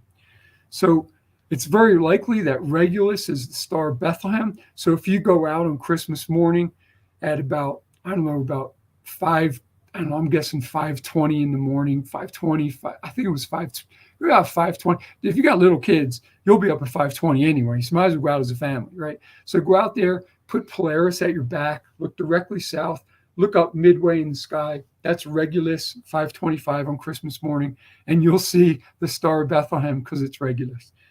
So I just wanted to also just conclude by saying, remember, Jesus' birth was December 25th. We talked about this in one of our other shows, but it's the rebirth of the sun. So the reason Jesus' birth is December 25th is the sun begins to move perceptibly north again, and in this, on December 25th, that's when you can notice it. For 4 days, it's still at the. Do you think they applied that to him after, like this isn't in the text at all? I think. Yeah. Go ahead. Yeah, it's the way ancient peoples were embedding themselves in the calendar. They knew that the sun god, Sol Invictus, was unconquered sun. It's Jesus is the unconquered sun. I just wanted to show you this petroglyph. This is from Fremont Indian State Park. That shows the unconquered sun. You see two suns interlocking, and then you see a crescent moon down there. That never shows up in the sky. What they're showing is you might say, well, where does this show? It's about 1,000 years old. It's from the Fremont people, they're ancestral Puebloan. Yeah. And when you turn around from that petroglyph, what you see is the sun moving from the winter solstice sunrise to the winter solstice sunset. And Puebloan religious belief system, the most important thing you had to do is turn that sun at the winter solstice, or everybody would freeze to death and die. Wow. Which is where you get Sol Invictus. You got to turn that sun, and humanity needs to turn the sun at the winter solstice. Sure. So I just thought I would conclude with that one. So Celestial Code of Scripture, chapter 12, is the stellar tableau of Jesus' nativity. I think it's Regulus, and I think I gave a pretty good argument for why it was Regulus. And anyway, I'm ready for anything anybody has. Wow, that was a lot. Now, that was a lot, man. I have some questions, but I'm going to jump right to the super chat because people have been waiting for a long time with some questions. So this person, right before we even started, this person submitted a question. Michelle Lamato, thank you for the super chat. Really appreciate that. I know Aaron Adair debunked this already, but what is D. McHugh's thoughts on the triple conjunction of planets Saturn, Jupiter, and Pisces in 7 BCE, hypothesized by Kepler? Yeah, so the conjunction, I'm mostly going off a dead reckoning here, because to find all those words, it takes a long time. But so there's a Sasanian, Persian astrological scheme that talks about triplicities. So that the conjunctions of Saturn and Jupiter throughout the zodiac, when it makes a cycle through the zodiac, you get, they call it great year astrological scheme. It's the idea that once you go through a cycle of triplicities, the world is going to end in a conflagration. The reason I don't think that that's accurate is because it doesn't explain the star's supernatural movement. The stars can't lead astrologers and then hang a left and go over the house of somebody in Bethlehem. It's not possible. So that's my comment on that. And by the way, Dr. Adair had the same conclusion as you, is that whenever people thought about this 7 BCE star, it's just not possible. So yeah. But yeah, that's a good question. It's interesting. No, it's a great question, and it's what if you remember the quote from William Albright, that the astronomers geek out on this. Man, they go up to a site and they're like, oh, there's this alignment, there's that alignment, and the fear of that is you're projecting your modern. Yeah, they're trying to find it, right? Yeah, you retroject modern thinking into the past, and it's valid. Don't get me wrong, but I don't think it's Sure. It doesn't explain the preternatural motion. Sure. New Crofta, thank you for the super chat. It says the Magi were Zoroastrian priests. Yeah, and I mentioned he's right. They were Zoroastrian priests. They're from Persia, right? They were priests they were sun priests. They had occult knowledge. They were dream interpreters. But that all gets muddled. Yeah, the East becomes this general, and they get called. They're not. When you say they're not pagans, you're right. But they do get lumped in with the pagans from the perspective of Judeo-Christianity. They get lumped in with the pagans, right? So, and anything with astrology, if you're doing star maps and star sign, that's considered a pagan act to the Judeo-Christians. So that's why it does get confusing, because you're like, well, they're magi, they're not pagans, but to them, to the church later, like to anybody, the church or any like Jewish rabbinical Jews, this would be pagan. Yeah. Oh yeah, and it gets muddled, and Christian scholar after Christian theologian, I mean the best in the world. I mean, this isn't me saying that. This is the best Christian theologians on the planet have said that by the 1st century you're dealing with Babylonian astrologers when you get the word magus. Yeah, and that word magus becomes a blanket term for people in the East. Yep. Yeah, exactly. You have to be a Zoroastrian. You could call them magus. Just by being a Persian pagan. Yeah, and I'm sure there are times when they are referring to Zoroastrian priests. Right. But in this specific case, there's no messianic connection to them except through Judaism. It's the Babylonian enslavement is when the Jews and the Babylonians are hybridizing their culture, and the Babylonians learn. You got to remember. I mean, think about this: the first people to identify the Christ are Babylonian astrologers. Only Mary and Joseph know that Jesus is the Christ. Everyone else. And even if you just ignore the word Babylonian for a second, like some people want, I can already tell some people are like, what do you mean Babylonian? Let's just ignore that for a second. Yeah. The fact that the Persian Zoroastrians are the ones who find Christ before the Jews do tells you something about this tradition. Yeah. It tells you a lot about this tradition. This is not just imagine in the Old Testament if, like, I don't know, Moses or something, like, you know, Moses was discovered by a group of pagans, found him, and they knew that he was the chosen one. It's like, that's not, it's just not going to slide. It's a different tradition. Yeah. Yeah. So that's another great question. Yeah. Great question. Neo Magus. Thank you for that $10 super chat. Really appreciate that. Thoughts on Zoroastrian influence on Christian theology? I wish I was better at I don't mean to. I'm going to have to take a pass on that one. You don't know. You don't know. But I mean, just to since you're passing on it, I'll just say I think there's a lot going on there. Yeah. I think Zoroastrian theology was seen as like a very refined, like even for example, the Platonists, the Middle Platonists of the day were creating what's called the Chaldean oracles, and they're attributing these Platonist sayings to Zoroaster. Yeah. So you could see how people were already they're already looking at the Zoroastrian theology as something good, something to borrow from, something wise and divine. Like there's definitely that going on. Yeah. No, and again, I've read it cursory, but I have to go face down into text so much that it's outside my. I don't feel comfortable. No, on it. Yeah. Thank you for that super chat, by the way. Yeah, it was a great question. Micah Volland, thank you for the super chat. Do you think that Jesus Christ, as a mytho-historical character, is borrowing from Dumuzi? Both are anointed and die and rise. Yeah, bingo. There's no way that Christ is not based on Dumuzi. There's just no way. Dumuzi's Orion. I mean, he's faithful son. In fact, you can make the argument, that the term for Jesus isn't good shepherd. It's the faithful shepherd. It's kalos in Greek. And you could, Z is really close to that. It means reliable, true, faithful, exemplary, and there's no doubt that they're basing it off of Sumerian and Babylonian concepts of Dumuzi Orion. I'm going to say Dumuzi Orion because it dies. Orion disappears for a specific amount of time and then rises again. It's where you get the whole Osiris myth.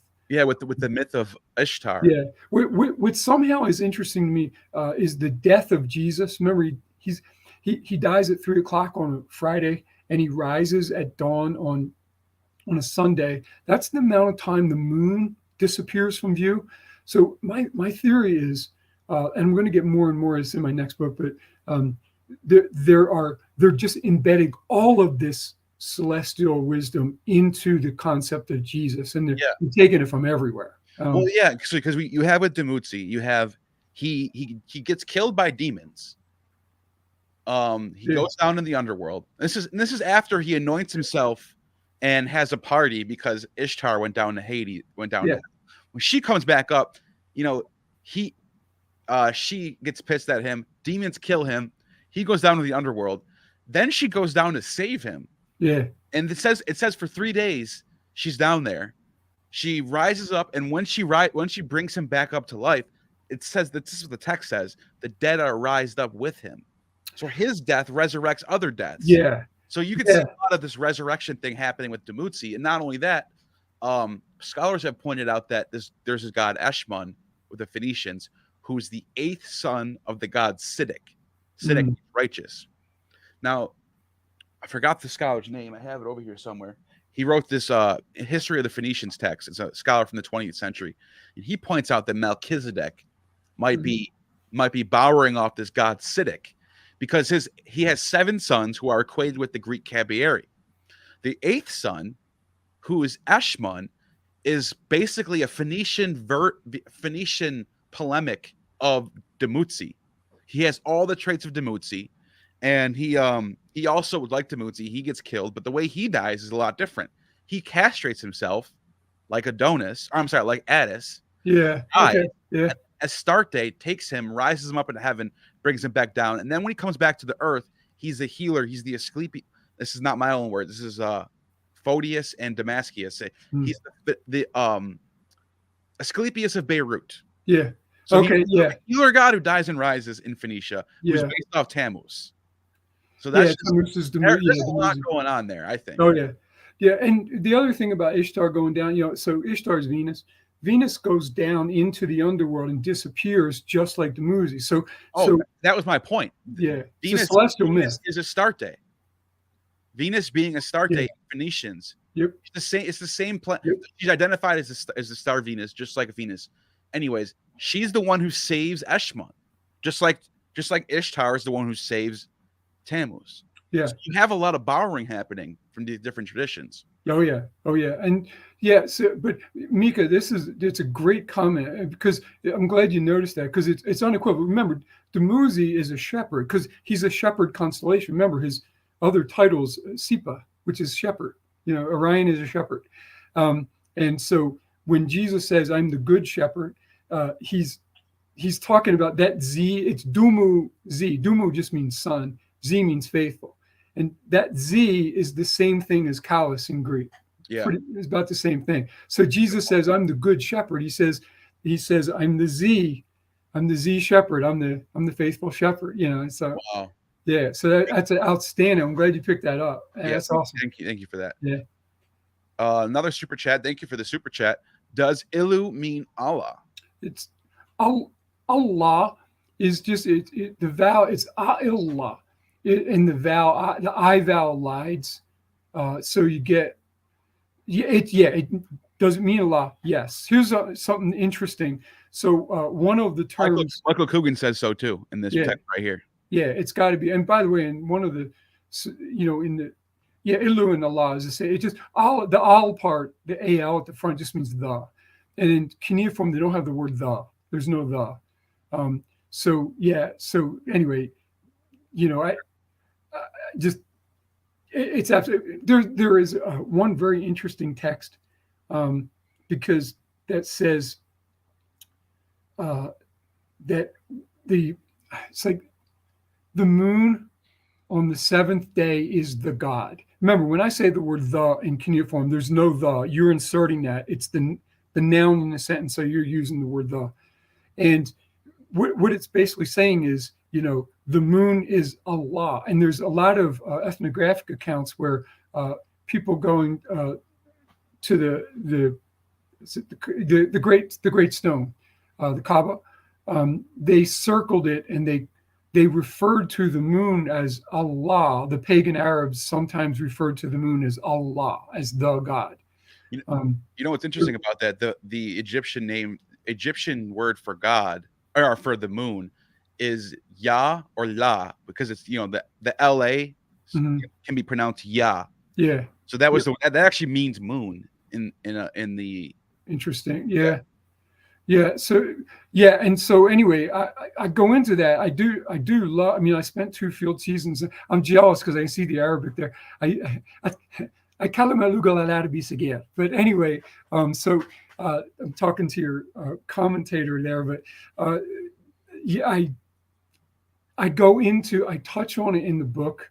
I'm going to dedicate a whole chapter to Muhammad's pagan wisdom, especially the pagan wisdom and astrological wisdom he gained through Salman al-Farsi, Salman the Persian. But it's a great comment. Yeah, no, it's a great comment. Yeah. Let's see. The next one is Jason Kukulo. Jesus was a common name 2,000 years ago. Thoughts on that? I thought Yeshua maybe, but I I could have swore that it wasn't real common, that it wasn't real. It wasn't. Um, It's pretty common. It's not like Yeshua is a fairly common. people say it's like Michael. It's not the most common name. It would probably be like a 10% of the population, maybe not even 10%. It's not that common as people think it is, but it's a common name.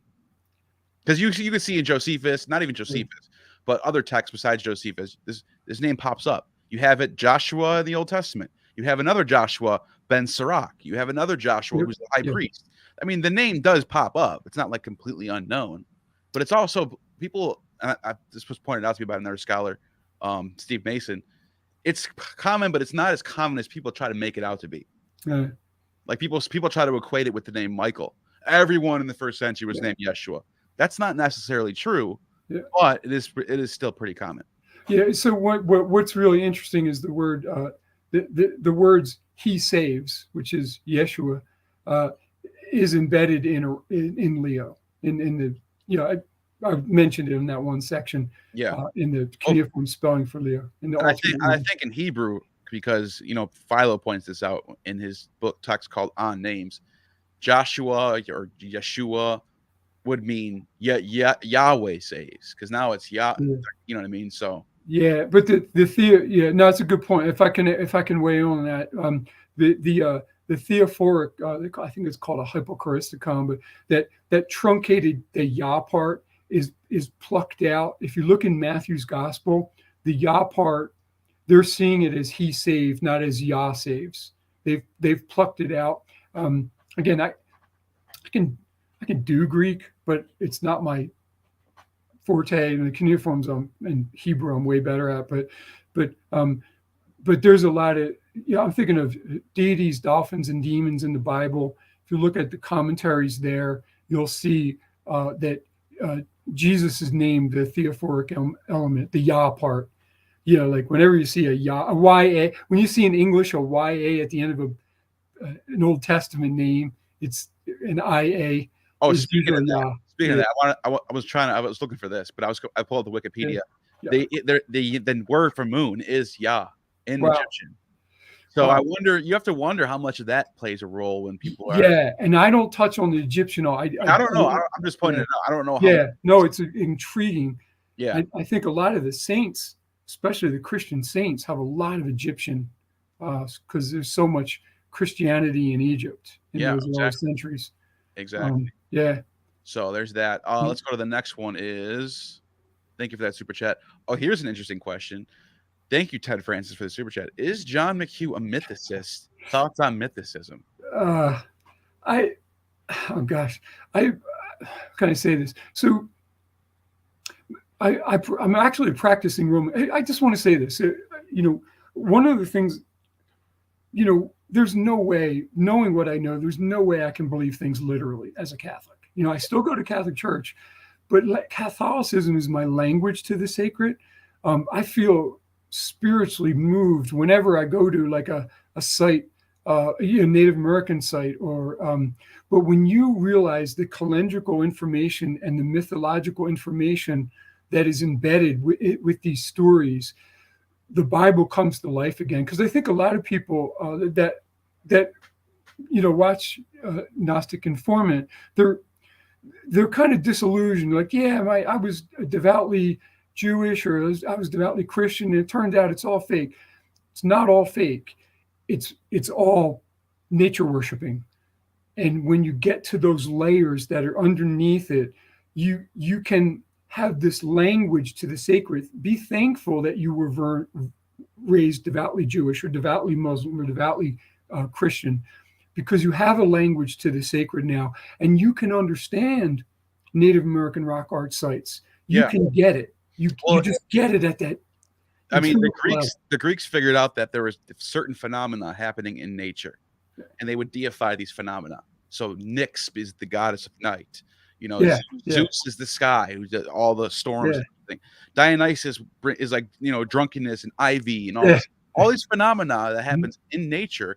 They deify it. So what happens is that becomes like the standardized religion, and then over time, monotheistic religions come along and they add another layer to that, And instead of having all these gods, you have angels and then one god. Yeah. So what you're left with is it's all kind of getting at it's all sort of connecting the self with outside of yourself, nature, and trying to like find some sort of purpose. I guess that would make sense. It's not. It's like it's all kind of the same thing if you think about it. It's like it depends on if it matters to you or not. Some people just don't care about that. I want facts. I want truth. I want logic. So you have people who are atheists, and that's the way they see it. Like prove to me that these gods are real, or I don't care.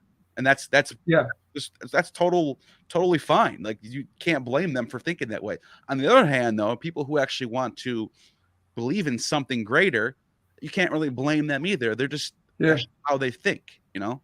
Yeah, I mean, ubiquitously. I mean, you look at Stonehenge. You look. I mean, I do have an expertise in ancestral Pueblo and rock art, and you see the turning of the sun is so important. You see the unconquered sun. You see Dushara's birthday, December 25th. You see Jesus's birthday, December 25th. It's the moment that you notice that the sun, it stays still day, December 21st, 22nd, 23rd, 24th. Oh no, is it going to keep moving south? Are we done for? And then it starts moving north again. And like, whew, the rituals worked. We turned the sun again. And because the belief was if you didn't, you were done. You were absolutely done. So we're coming up on a sacred moment of our ancestors. And I hope that at Christmas, you can maybe go to a Christmas mass or celebrate Hanukkah and know that you're coming up on that turning of the sun period that was crucial in the ancient world. Saturnalia was a big deal for December, right? Actually, a couple of days Saturnalia starts. Was it the 17th? I think it is. Yeah. Yeah, just about a week from now, Saturnalia starts. Yeah, I mean, the Earth tilts between 21 and 24 and a half degrees right now. But if that ever shifts, if that sun doesn't come back, man, you know that we're out of balance. I think the Hopi Indians call it Carniascatse. Yeah, which is like crazy world out of balance, and we're done. So anyway, thank you, Ted. That's a great comment. I'm not a mysticist, but I'm spiritual though. I'm very spiritual. I understand where mythicists are coming from. They're looking at these texts and they're saying none of this isn't literally happening. It's Jesus didn't exist. There's no evidence. Blah blah blah. I understand that way of thinking. I used to be a mythicist too. But what I do have a problem with is when people try to make their hypothesis, like they use their hypothesis to drive the evidence, and they start looking for evidence for mythicism instead of what's the logical, like what's the most likely scenario here? Well, no, this has to be this way. He probably started off as an angel. It's like, okay, where's the text for that? Yeah, he started off as a high angel, and then you hemorize. All right, well now you got to show me a text where Jesus is an angel, and then show me how that predates Mark. It doesn't line up for me. That's all. But anyways, and you see, and I was just going to say, well, you see that with the star's motion. I mean, when you try to use the conjunction theories, the triplicity conjunction theory, it's called a great year astrological scheme.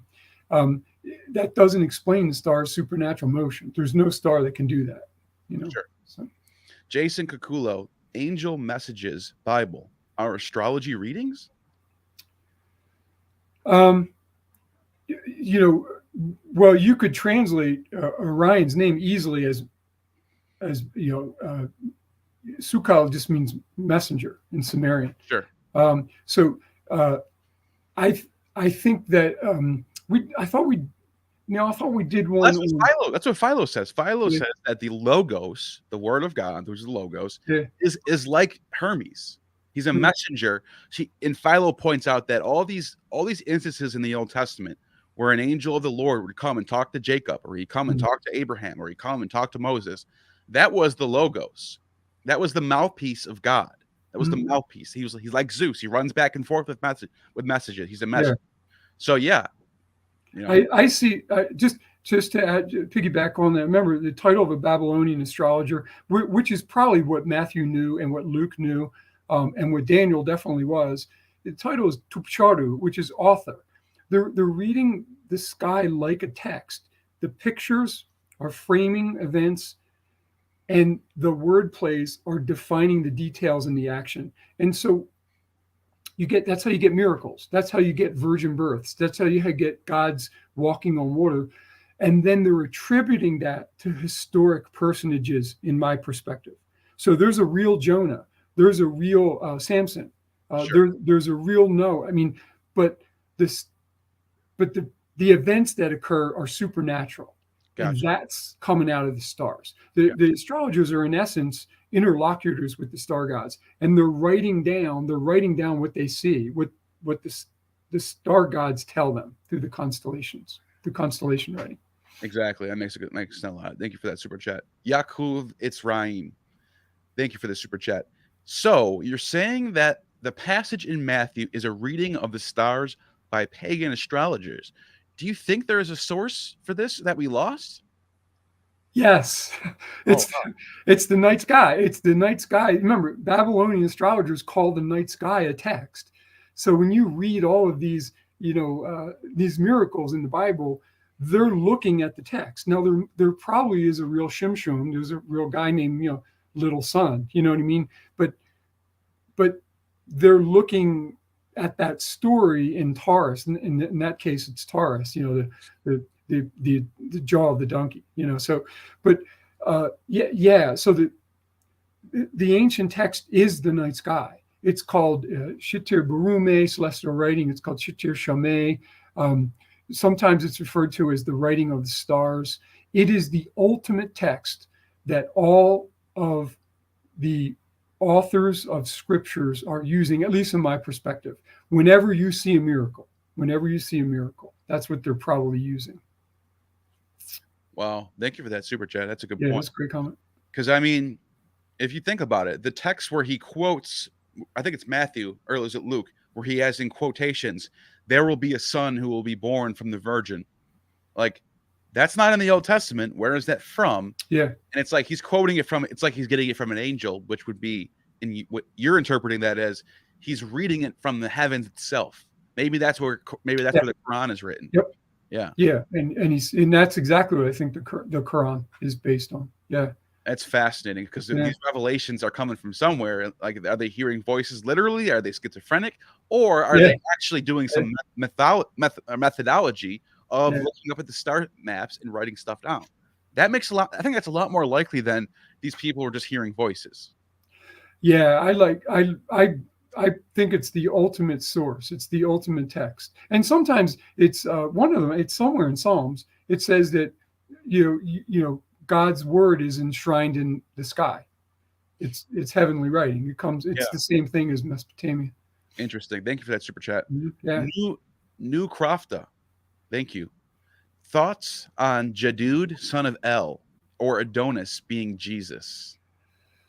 I know that one of the texts had Adonis is he's equivalent to Orion. I thought he was embodied in Orion. Yeah. There's actually a Nicene preacher, 2nd century Christian theologian, very popular. We don't know his real name. All we know is his title is the Nicene preacher, and he recites a hymn that's about Attis, and it also mentions Adonis in there too. Thrice desired Adonis, and he applies it to Jesus.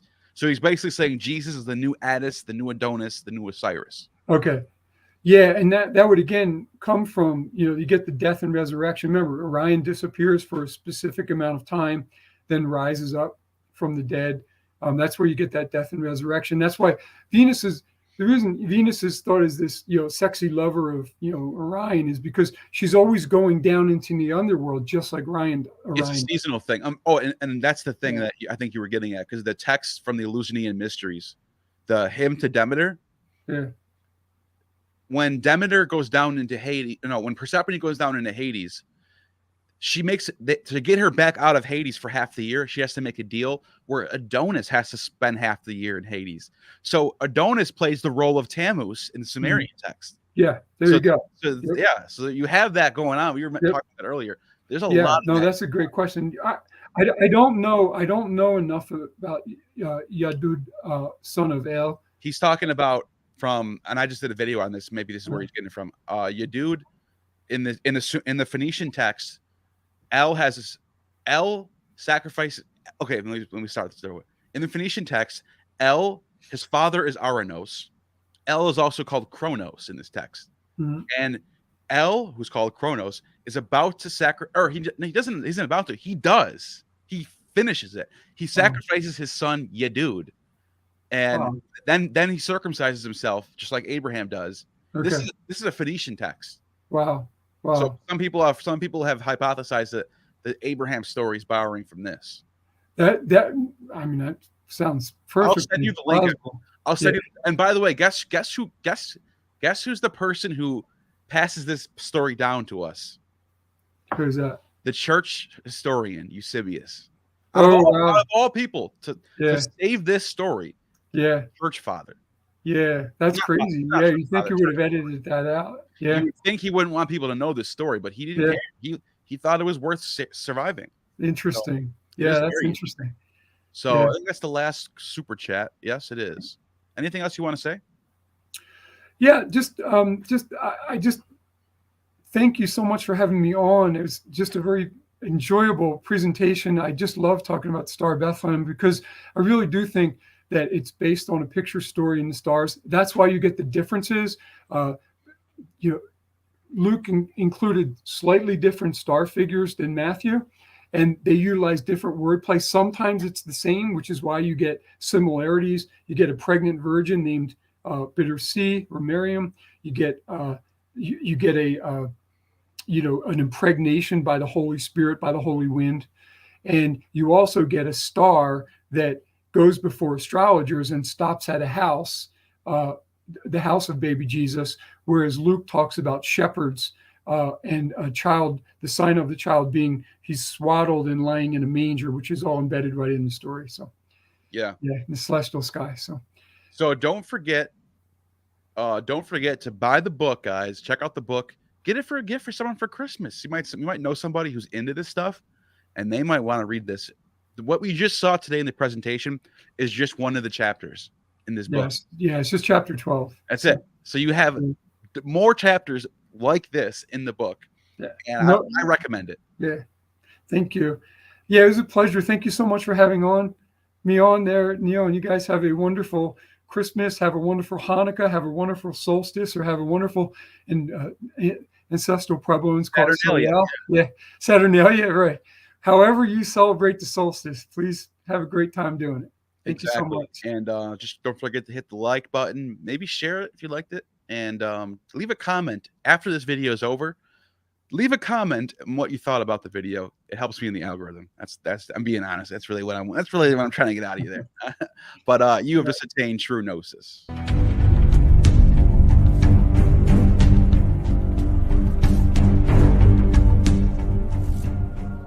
You have just attained true gnosis.